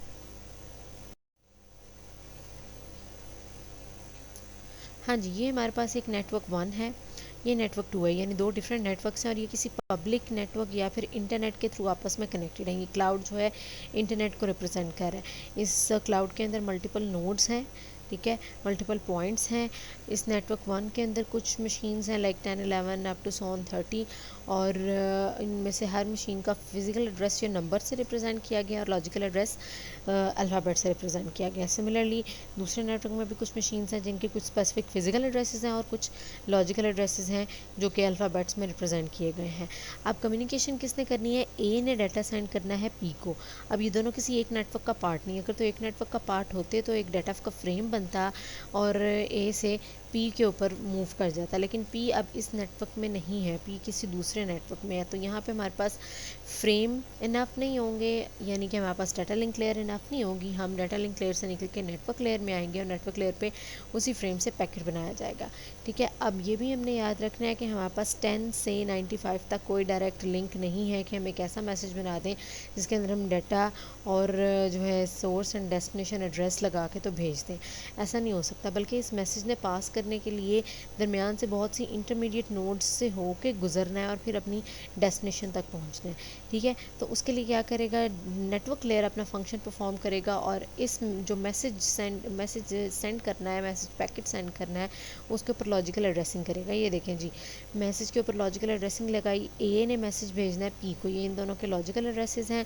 ठीक है, लेकिन ये इस नेटवर्क 1 से किस नोड से निकल के कौन से दूसरे नोड के थ्रू पब्लिक नेटवर्क में एंटर होगा, वो एड्रेसेस हम यहाँ पे ऐड करेंगे हमारे इस मैसेज के अंदर, पैकेट के अंदर। यानी कि पैकेट के अंदर सिर्फ और सिर्फ सोर्स एंड डेस्टिनेशन एड्रेस रखना इनफ नहीं है, क्योंकि सोर्स एंड डेस्टिनेशन डायरेक्टली आपस में कनेक्टेड नहीं है। There is no direct connection between source and destination. इसलिए इंटरमीडिएट नोड्स के एड्रेसेस की हेल्प से या इंटरमीडिएट नोड्स की हेल्प से डाटा मैसेज को मूव किया जाएगा। सो जो पैकेट बनेगा उसके अंदर सोर्स एंड डेस्टिनेशन का logical address plus node to node movement के लिए जो कि डाटा लिंक लेयर के फ्रेम वाला काम है, यानी डाटा लिंक लेयर के फ्रेम भी यहाँ पे मूव कर रहे हैं। उनकी शेप चेंज किस तरह से हो गई है, अब वो पैकेट बन गया क्योंकि उनके ऊपर लॉजिकल एड्रेस एड्रेसेस भी ऐड हो गए हैं। बहरहाल डाटा लिंक लेयर वाला काम यानी नोड टू नोड डिलीवरी होगी। नोड टू नोड डिलीवरी के लिए जिस नोड से मैसेज निकल के जिस दूसरी नोड पे जाना है उन दो नोड्स का एड्रेस होगा। देन डाटा एंड ट्रेलर होगी, वही हमारे पास डाटा लिंक लेयर से जो फ्रेम आ रहा था वो उसके ऊपर हमने एक और इन्वेलप लगा दिया। ठीक है, ये बिल्कुल ऐसे ही है कि हमारे पास हमने पहले मैसेज के ऊपर एक इन्वेलप लगाया जिसके अंदर हमने लोकल एड्रेसेस लगाए। ठीक है, लेकिन अगर ये मैसेज हमारे पास लोकली मूव नहीं करना से एज विद इन पाकिस्तान हमने कम्युनिकेशन नहीं करनी, हम दो डिफरेंट कंट्रीज़ के दरमियान कम्युनिकेशन कर रहे हैं, ए किसी एक कंट्री 1 में है और पी किसी कंट्री 2 में है, तो इन दो कंट्रीज़ के दरमियान कम्युनिकेशन करने के लिए हम जो मैसेज बनाएंगे उसके इन्वेलप पे हमें लोकल एड्रेसेस नहीं बल्कि हमें साथ उसके लॉजिकल एड्रेसेस, ग्लोबल एड्रेसेस भी चाहिए। तो हम इस मैसेज के ऊपर, ये जो फ्रेम है इसके ऊपर हमने एक और इन्वेलप लगा दी है जिसके अंदर हमने लॉजिकल एड्रेसेस ऐड कर दिए। अब जी ये मैसेज किस तरह से मूव करेगा, पहले मैसेज 10 से 41 पे जाएगा। नेक्स्ट हमारे पास मैसेज का जो पैकेट है 41 से निकल के अब किसके पास जाएगा, नेक्स्ट नोड के पास जाएगा, 32 के पास। एक चीज़ जो हमने नोटिस करनी है वो ये कि मैसेज के अंदर, पैकेट के अंदर throughout logical addresses same रहेंगे सोर्स एंड डेस्टिनेशन के, लेकिन node to node addresses change होते रहेंगे। पहले हमारे पास नोड टू नोड एड्रेस में 10 और 41 था, लेकिन अब 41 से आगे 32 पे मैसेज आना है। दैट इज़ वाई अब हमारे पास सोर्स कौन बन गया है, जो पहले डेस्टिनेशन था। ठीक है, और डेस्टिनेशन कौन बन गया, उससे नेक्स्ट वाला नोड, यानी 41 हमारे पास अब सोर्स और 32 हमारे पास डेस्टिनेशन बन गया। नेक्स्ट ऐसे ही है जी हमारे पास अगेन मैसेज के अंदर जो है लॉजिकल एड्रेसेस सेम रहे हैं और फिज़िकल एड्रेसेस में अब जो पहले डेस्टिनेशन था वो सोर्स बन गया और जो है नेक्स्ट नोड जहाँ पे मूव करना है मैसेज को किया जा सकता है, जो कि पाथ हमें नज़र आ रहा है जिसको फॉलो करके मैसेज को मूव किया जा सकता है, उस पाथ में हमारे पास नेक्स्ट नोड 43 है। सो इसलिए अब डेस्टिनेशन एड्रेस क्या होगा, डेस्टिनेशन सोर्स 32 और डेस्टिनेशन 43 होगा। इसी तरह नेक्स्ट मैसेज में अगर हम देखें तो नेक्स्ट मैसेज में हमारे पास अब मैसेज उससे आगे मूव करता है 43 वाली नोड से आगे 49 वाली नोड पे जाता है। अगेन लॉजिकल एड्रेस सेम रहे, डाटा सेम रहा, ट्रेलर सेम रहा, बस node to node addresses change होते जाते हैं, चेंज होते जा रहे हैं जैसे जैसे ये मैसेज मूव कर रहा है। ठीक है, अभी भी ये मैसेज अपनी फाइनल डेस्टिनेशन पर नहीं पहुँचा बल्कि ये 49 तक पहुँचा, इसे 49 से आगे 95 पर जाना है। हाँ जी, ये है वो फाइनल हमारे पास जो है addressing, node to node addressing, जिसके थ्रू 49 से मैसेज 95 पे चला जाएगा और फाइनली मैसेज जो है ए से पी पे यानी ओरिजिन डाटा ऑफ ओरिजिन जहाँ से ओरिजिनेट हुआ मैसेज उसे जो है ना उसके डिलीवरी डेस्टिनेशन पॉइंट पे डाटा मूव कर जाएगा। ठीक है, एक चीज़ जो हमने नोटिस करनी है वो ये है कि हमारे पास इस पूरे के पूरे पैकेट के अंदर लॉजिकल एड्रेस सेम रहता है किसी एक मैसेज की कम्युनिकेशन के लिए, जबकि फ़िज़िकल एड्रेस चेंज होता जाता है जैसे जैसे हमारे पास मैसेज मल्टीपल इंटरमीडिएट नोड्स में से गुजरता जाता है जो कि इस नेटवर्क के अंदर एग्जिस्ट कर रही हैं। अगर हम यहाँ पे नेटवर्क लेयर के दूसरे फंक्शन को आइडेंटिफाई करना चाहें जो कि राउटिंग है, तो वो भी यहाँ पे परफॉर्म हो रहा है। देखें जी, 10 ने मैसेज या ए ने मैसेज पी तक भेजना था तो उसके लिए कौन सा राउट चूज़ किया जाए ये भी डाटा नेटवर्क लेयर डिसाइड करेगी। नेटवर्क लेयर ने फॉर एग्जाम्पल ये राउट चूज़ किया 41 से 32, 43, 90, 49 या एंड 95। इसका ऑल्टरनेट राउट हो सकता है 41 से 35, 35 से 49, 49 से 95। ठीक है जी, तो मल्टीपल इसके अलावा भी डिफरेंट हमारे पास मल्टीपल नोड्स दरमियान में एग्जिस्ट जितने करेंगे उसके साथ जितने भी पाथ्स होंगे वो सारे ऑल पॉसिबल पाथ्स होंगे और उसमें से बेस्ट पाथ चूज़ करना राउटिंग कहलाएगा। सो बेसिकली ये वो पूरा प्रोसीजर है जिसके थ्रू हमारा मैसेज जो है सोर्स से डेस्टिनेशन तक जाता है। अब ज़रा इसको दोबारा स्टेप 1 से रिकॉल, लेयर 1 से रिकॉल करते हैं। फिज़िकल लेयर पे हमारे कंप्यूटर के अंदर जो डाटा स्टोर है, ये अगर एक कंप्यूटर है, हम कंप्यूटर इसे खोलते हैं तो हमारे कंप्यूटर के अंदर जो डाटा स्टोर है बिट्स की फॉर्म में, 01 की फॉर्म में। फिज़िकल लेयर उससे सिग्नल बनाती है, कैसा सिग्नल बनाती है, जैसा ट्रांसमिशन मीडिया जैसा लिंक होता है। ठीक है, जो हार्डवेयर की रिक्वायरमेंट होती है उसके मुताबिक सिग्नल बनाती है। वो सिग्नल जो है वो बिट्स जो हैं वो मूव करती हैं डाटा लिंक लेयर पे। डाटा लिंक लेयर उससे क्या बना देता है, फ्रेम बना देता है। फ्रेम जिसमें वो ये डाटा की बिट्स के साथ हेडर ऐड करता है, ट्रेलर ऐड करता है। हेडर के अंदर वो मशीन्स के फिजिकल एड्रेसेस ऐड करता है। लेकिन ये फ्रेम डाटा लिंक लेयर पे जो फ्रेम बनता है वो सिर्फ लोकली ट्रैवल कर सकता है, यानी with in same network travel कर सकता है। अगर हम उससे आगे जाते हैं, उससे आगे यानी कि हम एक नेटवर्क से निकल के दूसरे नेटवर्क में वही मैसेज, वही बिट्स सिग्नल जो कि फ्रेम की शक्ल ले गई थी डाटा लिंक लेयर पे, अगर हम उन्हें ट्रैवल करवाना चाहते हैं किसी दूसरे अदर नेटवर्क में, तो फिर उसको क्या किया जाएगा, उसी मैसेज को कन्वर्ट किया जाएगा पैकेट में, उसी फ्रेम को कन्वर्ट किया जाएगा पैकेट में, और पैकेट में उस मैसेज के ऊपर एक और एनवेलप, एक और जो है कवर लगाया जाएगा, और उस कवर के ऊपर हम लॉजिकल एड्रेसेस ऐड करेंगे उन मशीन्स का जो 2 डिफरेंट नेटवर्क्स के अंदर है। सो बेसिकली हमारे पास डाटा की ट्रैवलिंग इन 3 लेयर्स से कंप्लीट हो जाती है, जिसमें फिजिकल लेयर डाटा से की बिट्स से सिग्नल बनाती है, डाटा लिंक लेयर उसके फ्रेम्स बनाती है, और नेटवर्क लेयर उसके पैकेट्स बनाती है, और साथ ही साथ डिफरेंट फंक्शंस परफॉर्म करते हुए फिजिकल लेयर सारी physical characteristics and physical requirements of the network पे बात करती है। Network layer data link layer उसी मैसेज की जो है डिलीवरी, उसके फ़्लो कंट्रोल, एरर कंट्रोल को मैनेज करती है, और नेटवर्क लेयर उसके उस मैसेज के जिसको मल्टीपल नेटवर्क्स के दरमियान कम्युनिकेट करवाना है उसके ऊपर लॉजिकल एड्रेसेस और उनके फाइनल सोर्स एंड डेस्टिनेशन की यानी कि एड्रेसेस, और साथ ही साथ उसके लिए राउटिंग का काम करती है। ठीक है जी, तो इन 3 लेयर्स के थ्रू डाटा की कम्युनिकेशन हो जाती है। बाकी हायर लेयर्स क्या करती हैं, हायर लेयर्स में से हर लेयर का अपना अपना फंक्शन है, उसको भी अभी हम डिस्कस करते हैं, इसको भी हम यहीं पे क्लोज करते हैं।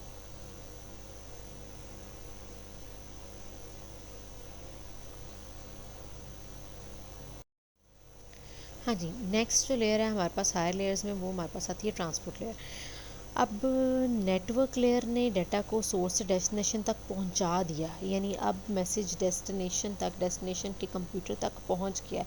अब आगे उस मैसेज ने कहाँ जाना है, या ट्रांसपोर्ट लेयर ने अब उसकी कौन सी ट्रांसपोर्टेशन करनी है, अब उस पर हम बात करते हैं। अगर हम ट्रांसपोर्ट लेयर को देखें तो ट्रांसपोर्ट लेयर पे बेसिकली आपको मैसेज डिवाइड हुआ हुआ नज़र आ रहा है, ऐसे ही है।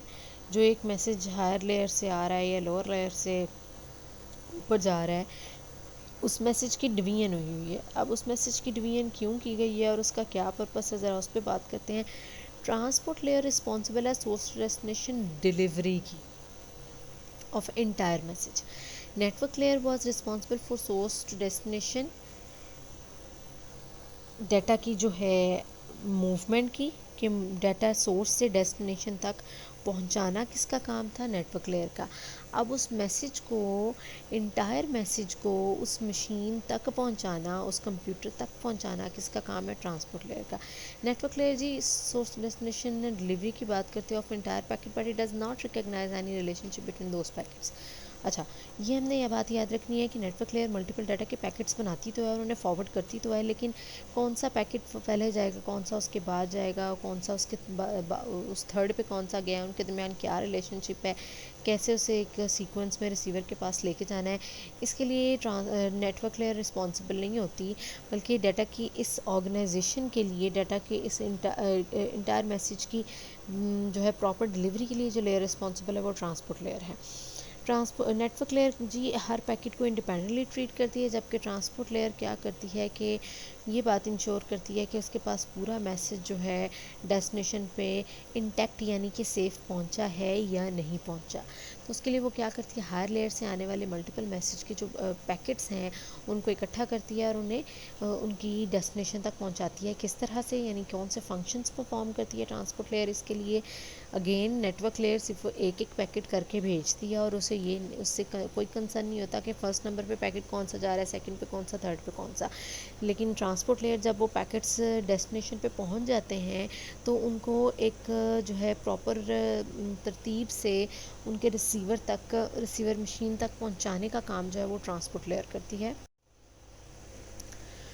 जी, ट्रांसपोर्ट लेयर इसके लिए क्या फंक्शंस परफॉर्म करती है। ट्रांसपोर्ट लेयर भी एक एड्रेसिंग करती है जिसे हम बोलते हैं सर्विस पॉइंट एड्रेसिंग या फिर पोर्ट एड्रेसिंग। ठीक है, सर्विस पॉइंट एड्रेसिंग या पोर्ट एड्रेसिंग ऐसी एड्रेसिंग है जिसके अंदर मैसेज के जो पैकेट्स आए हैं उनके साथ पोर्ट नंबर अटैच किया जाता है। ठीक है, पोर्ट नंबर या पोर्ट एड्रेस 16 बिट का एड्रेस है जिसके थ्रू क्या किया जाता है। बेसिकली हमें ये याद रखना चाहिए कि कंप्यूटर में हमारे पास एक टाइम पे मल्टीपल सेवरल प्रोग्राम्स चल रहे होते हैं। लाइक हम कहते हैं मल्टीपल हमारे पास यूटिलिटी प्रोग्राम्स चल रहे हैं, हमारे पास कोई एप्लीकेशन सॉफ्टवेयर रन हो रहे हैं, हमारे पास कोई इंटरनेट एक्सप्लोरर है, हमारे पास कोई मीडिया प्लेयर है एक्सेट्रा, हमारे पास कोई जो है प्रोग्राम एडिटर है, कोई हमारे पास जो है एग्जीक्यूटर एंड एक्सेट्रा हमारे पास मल्टीपल प्रोग्राम्स एक साथ कंप्यूटर पे रन कर रहे होते हैं। अब ये सर्विस पॉइंट एड्रेसिंग क्या काम करती है? बेसिकली जो सोर्स टू डेस्टिनेशन डिलीवरी है उसका मतलब सिर्फ ये नहीं है कि डाटा को एक कंप्यूटर से दूसरे कंप्यूटर तक पहुंचा देना, वो काम तो हमारे पास नेटवर्क लेयर कर रही थी, बल्कि ट्रांसपोर्ट लेयर जो सोर्स टू डेस्टिनेशन डिलीवरी करती है उसके अंदर ये मतलब है कि जिस स्पेसिफिक प्रोसेस के लिए जिस स्पेसिफिक प्रोसेस से आने वाला मैसेज है, किसी एक कंप्यूटर से आने वाला, किसी एक कंप्यूटर के जिस स्पेसिफिक प्रोसेस से कोई मैसेज आ रहा है वो दूसरे कंप्यूटर के उसी स्पेसिफिक प्रोसेस तक पहुंचाना बेसिकली सोर्स डेस्टिनेशन डिलीवरी है ट्रांसपोर्ट लेयर की। और ट्रांसपोर्ट लेयर उसके लिए अगेन मैसेज के साथ एक हेडर ऐड करती है और उसके अंदर वो सर्विस पॉइंट एड्रेस या फिर पोर्ट एड्रेस ऐड करता है। Network layer each packet to the correct computer, network layer जी डाटा सेंड करता है, हर डाटा के पैकेट को हर कंप्यूटर तक लेके आता है, डेस्टिनेशन के कंप्यूटर तक। लेकिन ट्रांसपोर्ट लेयर उस मैसेज को, पूरे के पूरे मैसेज को एक तो एक तरतीब में, एक ऑर्डर में और इंटैक्ट फॉर्म में जो है कंप्यूटर के उस स्पेसिफिक प्रोसेस तक लेके जाती है जिसके लिए वो मैसेज है। बहुत आसानी से हम इसको समझ सकते हैं। फॉर एग्ज़ाम्पल किसी एक पर्सन ने एक मेल मैसेज कंपोज किया और वो अपने किसी दूसरे जो है पर्सन को किसी दूसरे नेटवर्क में वो मैसेज सेंड करता है, तो वो मेल मैसेज जो कि पहले कंप्यूटर पे बनाया गया, वो जिस प्रोसेस के थ्रू बनाया गया है, रिसीवर के कंप्यूटर पे भी उसी प्रोसेस के थ्रू वो ओपन किया जा सकता है, उसी प्रोसेस में उसे लेकर जाना है। फॉर एग्जांपल एक मेल मैसेज आया तो हम ये नहीं कर सकते कि उस मेल को हम MS वर्ड में खोल लें, बल्कि वो मेल किसी ना किसी किसी इंटरनेट एक्सप्लोरर के थ्रू किसी ना किसी स्पेसिफिक मेल सर्वर की हेल्प से ही ओपन हो सकती है।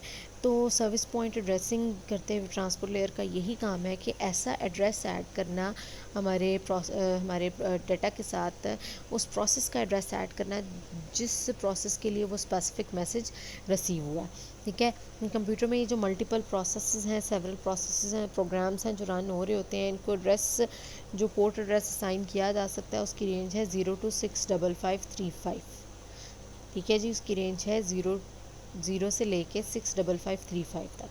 तो ट्रांसपोर्ट लेयर ने क्या करना है, हमारे जो नेटवर्क लेयर से आने वाले मैसेज के पैकेट्स हैं उनके साथ सर्विस पॉइंट एड्रेस यानी पोर्ट एड्रेस या प्रोसेस एड्रेस भी हम इसे बोलते हैं, वो अटैच करना है और डाटा को एक स्पेसिफिक प्रोसेस तक लेकर जाना है।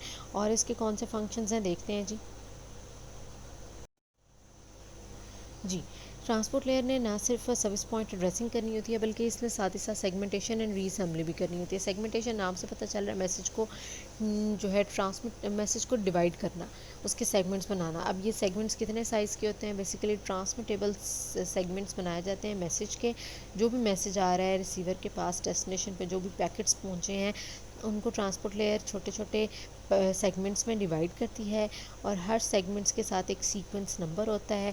और वो सीक्वेंस नंबर जो है ट्रांसपोर्ट लेयर इसलिए लगाती है ताकि रिसीविंग मशीन एक सीक्वेंस में डाटा को, मैसेज को रिसीव कर सके और रीअसेंबल कर सके मैसेज को correctly at the destination end to identify and replace lost packets. और इसका मकसद ये भी होता है कि अगर हमने पैकेट्स के ऊपर जो ये सेगमेंट्स हमने बनाए हुए हैं इनके ऊपर अगर हम सीक्वेंस नंबर लगा देंगे तो उस सीक्वेंस में हमारे पास अगर कोई सीक्वेंस मिसिंग है, फॉर एग्जांपल 1 के बाद 2, 2 के बाद 3 मतलब पैकेट आना चाहिए था, सेगमेंट आना चाहिए था, लेकिन अगर 3 नहीं मौजूद तो फिर उसकी लॉस्ट पैकेट की रिपोर्ट भी ट्रांसपोर्ट लेयर करना भी ट्रांसपोर्ट लेयर का काम है। ठीक है जी। तो ट्रांसपोर्ट लेयर ने क्या करना है, मैसेज को रिसीव करना है, मैसेज के साथ सर्विस पॉइंट एड्रेस अटैच करना है, फिर मैसेज को मैनेजेबल पार्ट्स में, ट्रांसमिटेबल पार्ट्स में, सेगमेंट्स में डिवाइड करना है और फिर उन सेगमेंट्स को रीअसेंबल करना है, उन सेगमेंट्स को सीक्वेंस नंबर असाइन करना है और फिर उन सेगमेंट्स को उस सीक्वेंस नंबर की बेस पर रीअसेंबल करना है। थर्ड फंक्शन जो ट्रांसपोर्ट लेयर ने परफॉर्म करना होता है वो है G connection control. Transport layer decide करती है कि जो कम्युनिकेशन सोर्स से डेस्टिनेशन के दरमियान जो कनेक्शन बनेगा, जो कम्युनिकेशन होगी वो कनेक्शन लेस होगी या कनेक्शन ओरिएंटेड होगी। अब कनेक्शन लेस कम्युनिकेशन क्या है और कनेक्शन ओरिएंटेड कम्युनिकेशन क्या है? कनेक्शन लेस कम्युनिकेशन बेसिकली ऐसी कम्युनिकेशन होती है जिसमें सेंडर एंड रिसीवर जब कम्युनिकेशन करते हैं तो उन्हें इन एडवांस नहीं पता होता रिसीवर को कि सेंडर उसे कोई मैसेज भेजने वाला है। ठीक है, basically treats each segment as an independent, और इसके अंदर कनेक्शन लेस कम्युनिकेशन में जो ट्रांसपोर्ट लेयर है वो हर मैसेज को, हर सेगमेंट को इंडिपेंडेंट पैकेट के तौर पर ट्रीट करती है and deliver it to the transport layer of the destination machine, और उसे डेस्टिनेशन मशीन की ट्रांसपोर्ट लेयर को फॉरवर्ड कर दिया जाता है। ठीक है, कनेक्शन लेस कम्युनिकेशन में। जबकि कनेक्शन ओरिएंटेड कम्युनिकेशन में पहले जो है जो डिलीवरिंग पैकेट्स हैं या आप कह लें सेंडर एंड रिसीवर है, उसके दरमियान एक हैंड शेकिंग होती है, कनेक्शन बनता है।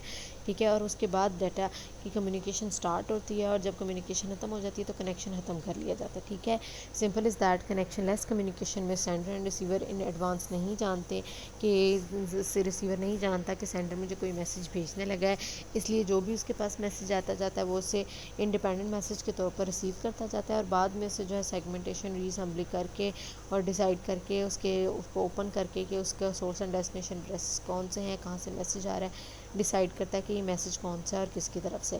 जबकि कनेक्शन ओरिएंटेड कम्युनिकेशन में पहले sender and receiver hand shaking करते हैं और एक दूसरे के बारे में बताते हैं, और फिर कम्युनिकेशन स्टार्ट करते हैं, और जब कम्युनिकेशन ख़त्म हो जाती है तो फिर वहाँ पे कनेक्शन भी ख़त्म हो जाता है। ठीक है, तो ये है जी हमारे पास ट्रांसपोर्ट लेयर के फंक्शंस, जिसमें उसने सबसे पहले पोर्ट एड्रेसेस या प्रोसेस एड्रेसेस अटैच करने हैं, फिर मैसेज को सेगमेंट्स में डिवाइड करना और ये शामिल करना है उनके सीक्वेंस के नंबर की बेस पे, फिर कनेक्शन कंट्रोल करना है कि क्या कम्युनिकेशन कनेक्शन लेस करनी है या फिर कनेक्शन ओरिएंटेड करनी है। इसके अलावा फ़्लो को कंट्रोल करना भी ट्रांसपोर्ट लेयर का काम है। फ़्लो को यानी कि कितनी स्पीड से डाटा मूव करे, एंड टू एंड जो हमारे पास एक कनेक्शन बना हुआ है मल्टीपल डिवाइसेस के दरमियान, सेंडर एंड रिसीवर के दरमियान, उसके अंदर क्या स्पीड रखनी है, कितनी स्पीड से पैकेट्स जो हैं वो मूव करें कि रिसीवर तक वो इंटैक्ट पहुँचे और रिसीवर उन्हें टाइमली रिसीव कर सके। फिर एरर कंट्रोल भी ट्रांसपोर्ट लेयर का काम है, जिसके अंदर ट्रांसपोर्ट लेयर रिस्पॉन्सिबल होती है end to end error control की, जिसमें ट्रांसपोर्ट लेयर ये मेक श्योर करती है कि पूरा मैसेज जो है ट्रांसपोर्ट लेयर पे विदाउट एरर रिसीव हुआ है, और अगर कोई एरर आया है, लॉस्ट या फिर डैमेज या फिर डुप्लीकेट मैसेज की वजह से, तो रीट्रांसमिशन की रिक्वेस्ट भी ट्रांसपोर्ट लेयर ही करती है। फॉर एग्जांपल हमने कहा था कि ट्रांसपोर्ट लेयर जब रीअसेंबली कर रही होती है तो वो सीक्वेंस नंबर में अगर उसे कोई सीक्वेंस नंबर मिसिंग नज़र आता है या कोई सीक्वेंस नंबर वाला उसे जो सेगमेंट है वो लॉस्ट, वो डैमेज या फिर डुप्लीकेट नज़र आता है, तो वो उसके लिए जो है सेंडर को, सोर्स को रीट्रांसमिशन की रिक्वेस्ट करना भी ट्रांसपोर्ट लेयर का काम होता है। तो ट्रांसपोर्ट लेयर के 5 काम हमने देखे। एक प्रोसेस एड्रेसिंग या फिर पोर्ट एड्रेसिंग या सर्विस पॉइंट एड्रेसिंग करना मैसेज के ऊपर, फिर मैसेज को मैनेजेबल पार्ट्स में सेगमेंट करना और रीअसेंबल करना, then connection establish, connection control करना, एरर को कंट्रोल करना और फ्लो को कंट्रोल करना, ये ट्रांसपोर्ट लेयर के फंक्शंस हैं। सो ट्रांसपोर्ट लेयर भी हमारे पास बहुत इंपॉर्टेंट है, क्योंकि ये दोनों लेयर्स अपर और लोअर लेयर के दरमियान में आ रही है, और इसका काम है प्रॉपर ट्रांसपोर्टेशन करवाना हमारे मैसेज की उस प्रोसेस तक कंप्यूटर के, जिस प्रोसेस के लिए वो मैसेज बनाया गया या जिस प्रोसेस के लिए वो मैसेज है सेंड किया गया है। ठीक है जी, ये है ट्रांसपोर्ट लेयर और उसके फंक्शंस। नेक्स्ट है जी सेशन लेयर। सेशन लेयर हमें नाम से पता चल रहा है कोई सेशन, कोई पीरियड, कोई ड्यूरेशन। तो सेशन लेयर किस तरह का ड्यूरेशन बनाती है, ये कौन सा पीरियड है? बेसिकली सेशन लेयर को हम नेटवर्क डायलॉग कंट्रोलर भी बोलते हैं। नेटवर्क डायलॉग कंट्रोलर मींस ऐसी लेयर है जिसके अंदर हमारे पास कम्युनिकेशन के लिए सेशन क्रिएट होता है, एक पीरियड, एक जो है कह लें जी कुछ स्पेसिफिक टाइम, कुछ स्पेसिफिक सेशन ऑफ कम्युनिकेशन जो है सेट होता है सेशन लेयर में, और उसके लिए वो किस तरह से होता है? नेटवर्क डायलॉग कंट्रोलर के थ्रू। इसमें बेसिकली सेशन लेयर करती क्या है?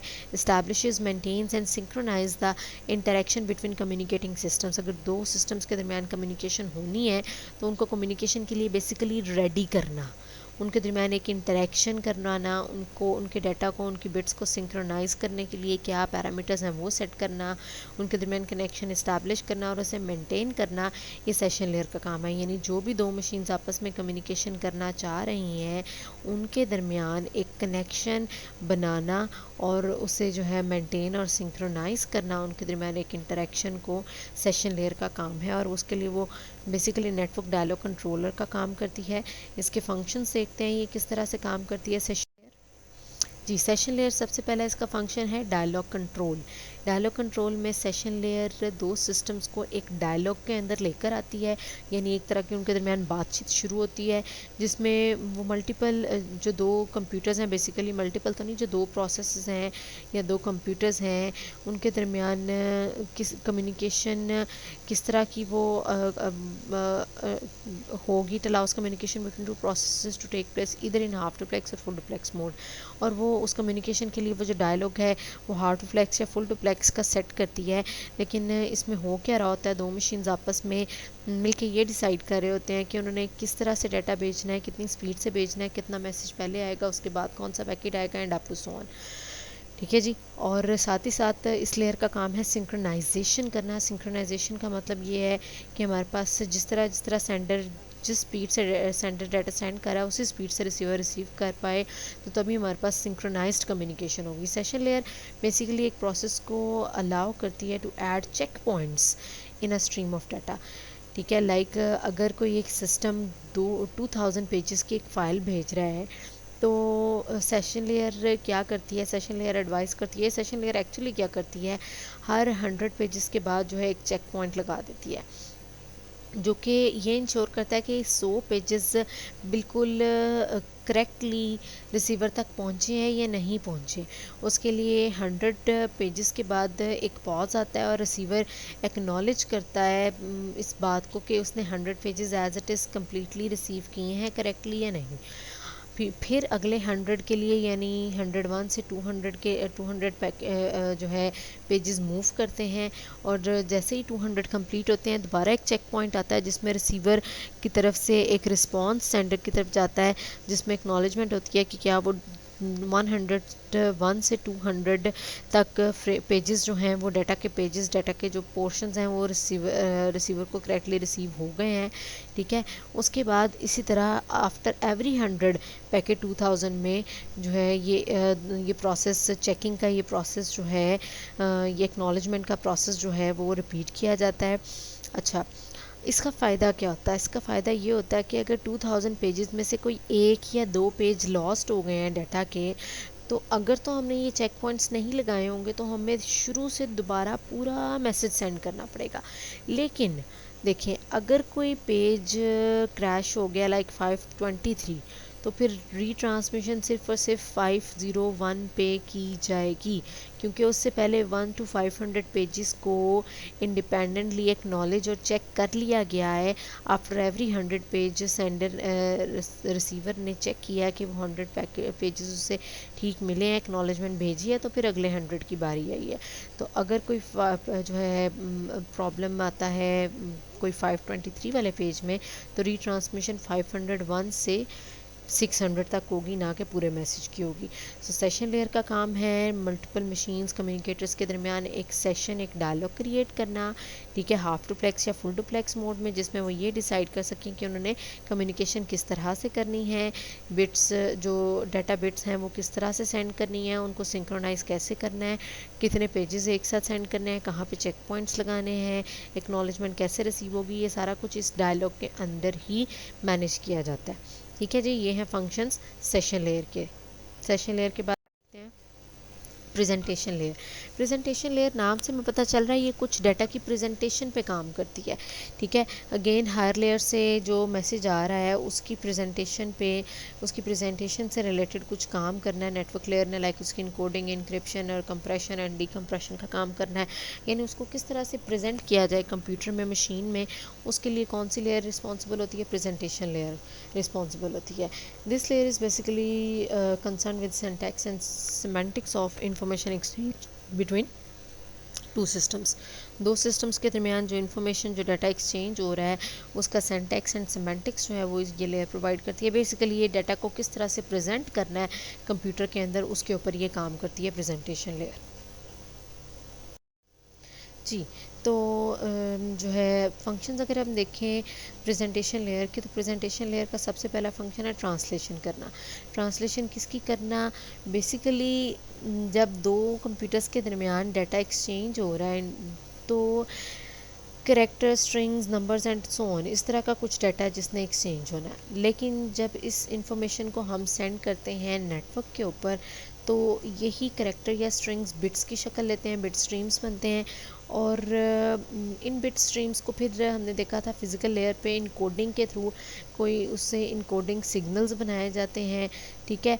और ये भी हमें याद रखना चाहिए कि different computers different encoding systems use करते हैं। तो प्रेजेंटेशन लेयर ही रिस्पॉन्सिबल है कि वो मल्टीपल डिफरेंट इनकोडिंग मेथड्स के दरमियान इंटरऑपरेबिलिटी यानी उनके दरमियान जो है ट्रांसलेशन का काम कर सके।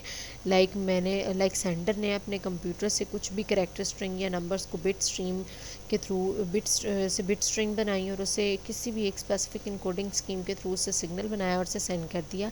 और रिसीवर के पास जब वो सिग्नल पहुंचेगा तो वो क्या रिसीवर की भी वही इनकोडिंग स्कीम होगी जो सेंडर की है? ऐसा ज़रूरी नहीं है, डिफरेंट हो सकती हैं। तो उन डिफरेंट इनकोडिंग स्कीम्स की में मौजूद डाटा को यानी सेंडर किसी इनकोडिंग के साथ भेजता है, रिसीवर को कोई समझ आती है। कह लें जी सेंडर की लैंग्वेज इंग्लिश है, रिसीवर की लैंग्वेज फ्रेंच है, तो उस इंग्लिश से फ्रेंच में ट्रांसलेशन का काम कौन सी लेयर करती है? प्रेजेंटेशन लेयर करती है, ठीक है। The presentation layer at the sender changes the information from its sender dependent format to the common format. अच्छा, अब ये होता कैसे है? बेसिकली ये 3 स्टेप में होता है। सबसे पहले मैसेज जो है सेंडर के पास जो मैसेज था उससे बिट स्ट्रीम से उसकी मशीन के मुताबिक इनकोडेड सिग्नल बना, सेंडर के मुताबिक इनकोडेड सिग्नल बना। उस सेंडर के मैसेज को प्रेजेंटेशन लेयर एक कॉमन फॉर्मेट में चेंज कर देती है, यानी जो भी उस कंप्यूटर की सेंडर की स्पेसिफिक इनकोडिंग स्कीम है, इनकोडिंग फॉर्मेट है, उस फॉर्मेट से उसको एक कॉमन फॉर्मेट में चेंज कर देती है, वो फॉर्मेट जो कि हर कोई रिसीव कर सके। जब प्रेजेंटेशन लेयर पे ये मैसेज रिसीव होता है तो प्रेजेंटेशन लेयर उस कॉमन फॉर्मेट वाले मैसेज को रिसीवर के डिपेंडेंट फॉर्मेट वाले जो है इनकोडिंग सिस्टम में कन्वर्ट कर देती है, ठीक है जी। सेंडर ने अपनी इनकोडिंग स्कीम के मुताबिक इनकोडेड सिग्नल बनाया, फिर उसे नेटवर्क में मूव करने के लिए कॉमन फॉर्मेट में चेंज किया गया। वो कॉमन फॉर्मेट वाला मैसेज जब प्रेजेंटेशन लेयर पे पहुंचा तो उसने उसको फिर से कन्वर्ट कर दिया उस फॉर्मेट में, उस इनकोडिंग स्कीम में जो कि वो कंप्यूटर वो मशीन रिसीव कर पाए। सो प्रेजेंटेशन लेयर डाटा की प्रेजेंटेशन में पहला काम क्या करती है? कॉमन फॉर्मेट वाले मैसेज को रिसीवर डिपेंडेंट फॉर्मेट में चेंज करती है, ट्रांसलेशन करती है हमारे मैसेज की। नेक्स्ट प्रोसेस जो प्रेजेंटेशन परफॉर्म करती है, हाँ जी, नेक्स्ट फंक्शन जो प्रेजेंटेशन लेयर का है वो है इंक्रिप्शन। इंक्रिप्शन बेसिकली क्या है? इंक्रिप्शन एक तरह की डाटा हाइडिंग है, डाटा को एक तरह की डाटा की कोडिंग है, डाटा को कोड वर्ड्स में चेंज करना है। जब हम नेटवर्क पे डाटा मूव कर रहे होते हैं, स्पेशली जब हम पब्लिक नेटवर्क में कम्युनिकेशन कर रहे होते हैं, तो वहाँ पे उस पब्लिक नेटवर्क में सिर्फ हम नहीं होते बल्कि हमारे साथ और भी बहुत से यूज़र्स होते हैं जो उसी नेटवर्क को यूज़ कर रहे हैं। तो क्या हमारा मैसेज सिक्योर होता है, प्राइवेट होता है? नहीं होता। उसको मैसेज को सिक्योर या प्राइवेट बनाने के लिए उस मैसेज को कोड वर्ड्स में चेंज करना होता है, और वो कोड वर्ड्स में चेंज करने वाला प्रोसीजर जो है इंक्रिप्शन कहलाता है। तो बेसिकली अगर कोई सेंसिटिव इन्फॉर्मेशन है उसे कैरी करने के लिए उसके अंदर प्राइवेसी इंक्लूड होनी चाहिए। और इंक्रिप्शन के थ्रू सेंडर क्या करता है? ओरिजिनल मैसेज को ऐसे फॉर्मेट में चेंज कर देता है कि मैसेज जो है एक इनक्रिप्टेड मैसेज बन जाता है, एक कोड वर्ड वाला मैसेज बन जाता है, और फिर वो उस मैसेज को सेंड करता है रिसीवर को। अब रिसीवर क्या करता है? उस मैसेज से ओरिजिनल मैसेज ओरिजिनल इन्फॉर्मेशन निकालता है। वो कैसे करता है? इंक्रिप्शन को ऑपोजिट एक्शन डिक्रिप्शन परफॉर्म करता है। डिक्रिप्शन से उन कोड वर्ड से ओरिजिनल मैसेज अगेन वापस आ जाता है। और ये भी कौन सी लेयर पे किया जाता है? प्रेजेंटेशन लेयर पे मैसेज को कोड वर्ड्स में चेंज किया जाता है ताकि हर कोई उसे ना समझ सके, और उस कोड को समझना, उसको तोड़ना सिर्फ और सिर्फ किसको आता है? रिसीवर को आता है। रिसीवर के पास जैसे ही वो मैसेज पहुंचता है वो उसको कोड वर्ड्स को तोड़ के डिक्रिप्शन के थ्रू उससे ओरिजिनल मैसेज गेट कर लेता है। प्रेजेंटेशन लेयर का एक और फंक्शन जो वो परफॉर्म करता है वो है कंप्रेशन एंड डीकम्प्रेशन। हमें पता है जी, जब हम नेटवर्क पे किसी भी कॉमन पब्लिक नेटवर्क पे डाटा को सेंड कर रहे हैं तो वहाँ पे जो डाटा है हमारे पास वो उसका साइज़ अगर हमारे पास बहुत ज़्यादा है तो हमारे पास जो ट्रांसमिशन मीडिया है वो अगर बड़े साइज़ का मैसेज, हैवी मैसेज को कंटेन नहीं कर सकते, नहीं लेके जा सकते, और तो फिर हमें उस मैसेज को कंप्रेस करना पड़ता है। साथ ही साथ बेसिकली हम अपने ट्रांसमिशन मीडिया की कैपेसिटी को सेव करने के लिए मैसेज को कंप्रेस करके सेंड करते हैं। तो कंप्रेशन के अंदर यही होता है कि डाटा की नंबर ऑफ़ बिट्स को रिड्यूस कर दिया जाता है, लेकिन डाटा के कंटेंट को चेंज नहीं किया जाता। ठीक है। और और उसको जो है सेंड कर दिया जाता है कहाँ पर, ट्रांसमिशन मीडिया पे। Data compression becomes particularly important in transmission of, specially जब हम मल्टीमीडिया की कम्युनिकेशन कर रहे हैं तो फिर जो लार्ज नंबर ऑफ बिट्स हैं उसे कंप्रेस करके रिड्यूस करके छोटी बिट्स में कन्वर्ट किया जाता है और फिर सेंड किया जाता है नेटवर्क के ऊपर। और रिसीवर के पास जब वो बिट्स पहुंचती हैं तो उन्हें डीकम्प्रेस करके दोबारा original number of bits get कर ली जाती हैं और रिसीवर को पास कर दी जाती हैं। और ये कंप्रेशन एंड डीकम्प्रेशन भी प्रेजेंटेशन लेयर का ही काम है। अच्छा जी, लास्ट लेयर हमारे पास application layer. Application layer basically हमारे नेटवर्क के ऊपर, हमारी मशीन्स के ऊपर वो जो एप्लीकेशंस हैं जिनके थ्रू कम्युनिकेशन हमने करनी है, वो हार्डवेयर और वो सॉफ्टवेयर है बेसिकली जिसके थ्रू हमने कम्युनिकेशन करनी है, मैसेजेस सेंड करना है या मैसेज रिसीव करने हैं, उनको हैंडल करना, उनको डील करना एप्लीकेशन लेयर का काम है। बेसिकली अगर हम बात करें तो एप्लीकेशन लेयर यूज़र्स को इनेबल करती है, चाहे वो ह्यूमन है या सॉफ्टवेयर है, कि वो नेटवर्क को एक्सेस करें। यानी कि नेटवर्क के ऊपर हमने डाटा सेंड या रिसीव करने के लिए उस पर अगर एक्सेस लेनी है, उसके साथ हमने कनेक्ट होना है, तो वो इंटरेक्शन कौन प्रोवाइड करती है? एप्लीकेशन लेयर प्रोवाइड करती है। उसके लिए एक यूज़र इंटरफेस प्रोवाइड करती है और कुछ स्पेसिफिक सर्विसेज प्रोवाइड करती है जिसके थ्रू हम कम्युनिकेशन कर सकते हैं। लाइक हमने अगर कोई मेल मैसेज सेंड करना है तो हम एप्लीकेशन लेयर हमें इलेक्ट्रॉनिक मेल की सर्विस प्रोवाइड करेगी। अगर हमने कोई रिमोट फाइल एक्सेस करनी है तो उसके लिए हमारे पास रिमोट फाइल एक्सेस की सर्विस एप्लीकेशन लेयर प्रोवाइड करेगी। इसी तरह मल्टीपल डिफरेंट हमारे जिस तरह के एक्शंस हैं, जिस तरह की कम्युनिकेशन है, वैसी ही सर्विस एप्लीकेशन लेयर हमें प्रोवाइड करती है। और यूज़र उस स्पेसिफिक एप्लीकेशन को यूज़ करते हुए मेल करनी है, फ़ाइल ट्रांसफ़र करनी है या कुछ भी करना है, उस स्पेसिफिक एप्लीकेशन को यूज़र यूज़ करते हुए नेटवर्क के साथ कम्युनिकेशन करता है, अपना डाटा सेंड या फिर रिसीव करता है। किस तरह से देखते हैं जी एप्लीकेशन लेयर के फंक्शंस को। हाँ जी, फिगर में वो कह रहे हैं कि हमारे पास जो मल्टीपल एप्लीकेशन सर्विसेज दिखाई गई हैं, इसमें से X400 मैसेज हैंडलिंग सर्विस है, X500 डायरेक्टरी सर्विसेज है, इसी तरह file transfer and access and management FTEM है। और इस जो प्रीवियस एग्जांपल फिगर है उसके अंदर X400 डाटा सेंड कर रहा है, X400 to send an email message send करने के लिए वो X400 की यूज़ कर रहा है सर्विस। और ये एक और हमने बात याद रखनी है कि एप्लीकेशन वो लेयर है जिसके ऊपर ना कोई हेडर ऐड होता है और ना ही कोई ट्रेलर ऐड होता है। एप्लीकेशन लेयर ये कौन कौन से सर्विसेज प्रोवाइड करती है, उन सर्विसेज की एक जो है डिस्क्रिप्शन ले लेते हैं। एप्लीकेशन लेयर का काम क्या है, बस ये याद रखें, एप्लीकेशन लेयर यूज़र को नेटवर्क के ऊपर पॉइंट ऑफ इंटरेक्शन प्रोवाइड करती है और वो सर्विसेज प्रोवाइड करती है जिनको यूज़ करते हुए यूज़र नेटवर्क पे डिफरेंट टाइप के डाटा की कम्युनिकेशन कर सकता है, different way of communication use कर सकता है। ठीक है, इन सर्विसेज को एक ज़रा एक ओवरव्यू इनका लेते हैं, कौन कौन सी सर्विसेज हो सकती हैं। हाँ जी, फॉर एग्जांपल कोई नेटवर्क वर्चुअल टर्मिनल बनाना है तो नेटवर्क वर्चुअल टर्मिनल एक सॉफ्टवेयर वर्जन है फिज़िकल टर्मिनल का, जिसके थ्रू क्या होता है कि यूज़र किसी रिमोट कंप्यूटर पे लॉगिन कर लेता है। फॉर एग्जांपल हम यहाँ घर बैठे हुए अपने जो है ऑफिस या फिर कॉलेज में पड़े हुए कंप्यूटर को अगर एक्सेस कर सकते हैं तो वो कौन सी सर्विस के थ्रू है? एप्लीकेशन लेयर उसके लिए हमें नेटवर्क वर्चुअल टर्मिनल की सर्विस प्रोवाइड करती है। दैन इसकी और एप्लीकेशंस में अगर हम देखें जो सर्विसेज हमें मिलती हैं एप्लीकेशन लेयर पे, उसमें FTEM है। FTEM के थ्रू हम फ़ाइल को ट्रांसफ़र कर सकते हैं, किसी एक्सेस कर सकते हैं, ये मैनेज का काम कर सकते हैं।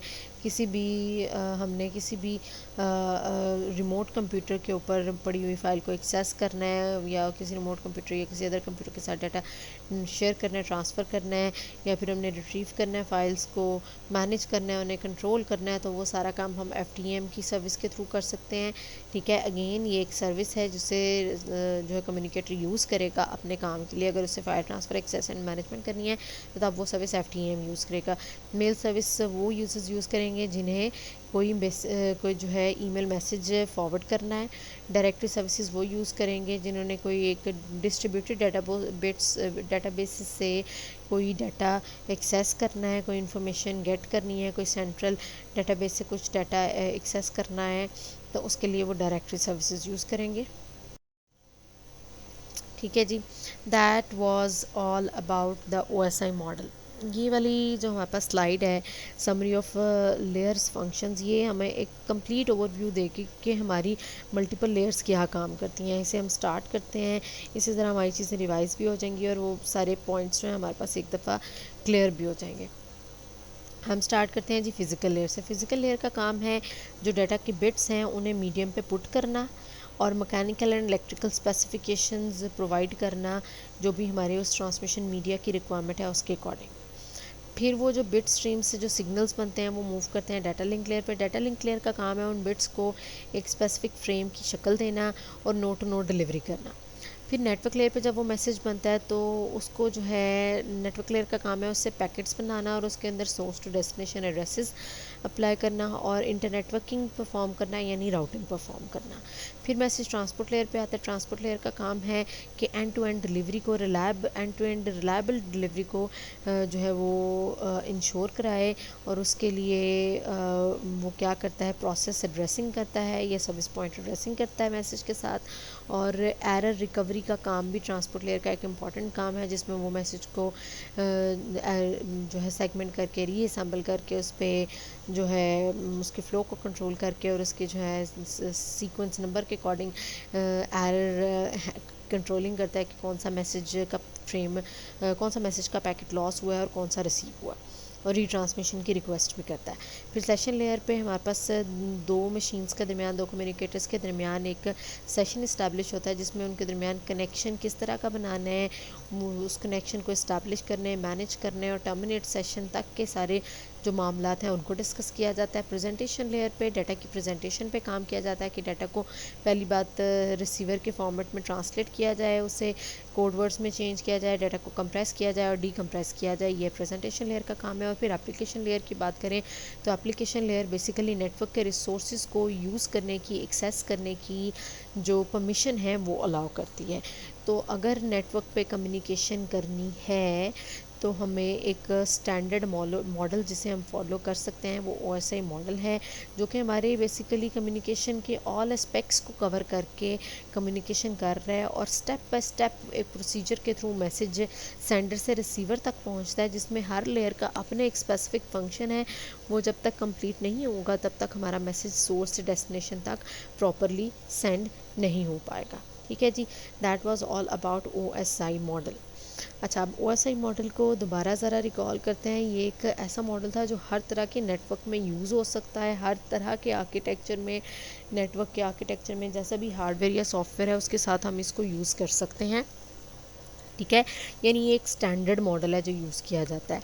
लेकिन अगर हम इंटरनेट की बात करें तो इंटरनेट हमारे पास एक ऐसा नेटवर्क है जो पब्लिक नेटवर्क है। उस पब्लिक नेटवर्क के अंदर जो कम्युनिकेशन के लिए प्रोटोकॉल यूज़ होता है या मॉडल यूज़ होता है वो OSI नहीं बल्कि इंटरनेट का मोस्ट कॉमन, मोस्ट पॉपुलर जो प्रोटोकॉल सूट है वो TCP/IP है।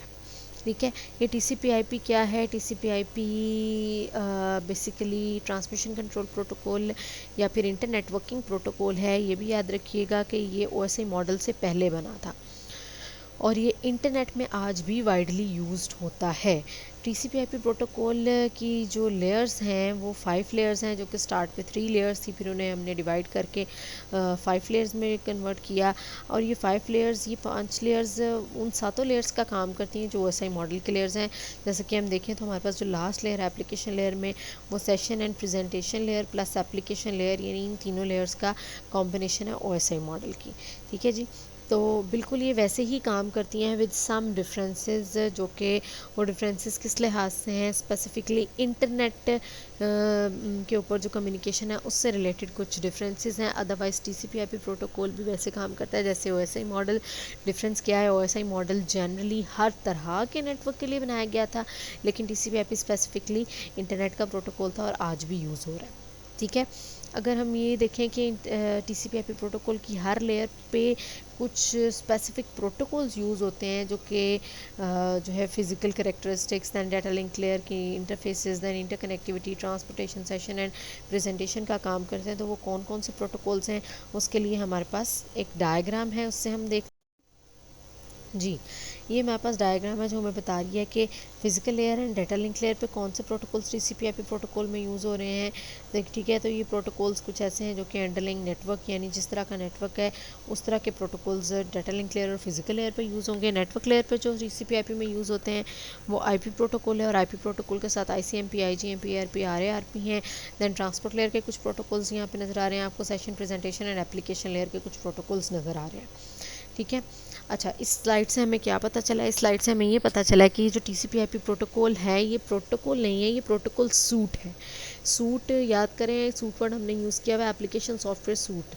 ठीक है, लाइक एप्लीकेशन सॉफ्टवेयर सूट हमारे पास माइक्रोसॉफ्ट ऑफिस सूट है जिसके अंदर हमारे पास मल्टीपल माइक्रोसॉफ्ट की जो है एप्लीकेशन हैं जिसमें Word, Excel, PowerPoint, Outlook and etcetera हमारे पास जो है उसकी मल्टीपल एप्लीकेशन हैं। सिमिलरली जो TCP/IP प्रोटोकॉल है उसके अंदर कोई एक नहीं बल्कि वो पूरा सूट है जिसके अंदर हमारे पास हर लेयर पे मल्टीपल प्रोटोकॉल्स यूज़ हो रहे हैं, a list of protocols use हो रही है और वो कौन कौन से प्रोटोकॉल्स हैं वो हमें इस डायग्राम के अंदर नज़र आ रहे हैं। अब आप लोगों ने क्या करना है, पहली बात तो OSI मॉडल को हमने कम्प्लीटली अंडरस्टैंड करना है, उसे पढ़ना है और सेकंड काम जो करना है वो ये करना है कि इस TCP/IP प्रोटोकॉल सूट को एक्सप्लोर करना है कि इसके अंदर हर लेयर पे यूज़ होने वाले जो प्रोटोकॉल्स हैं वो क्या हैं और उनका क्या काम है।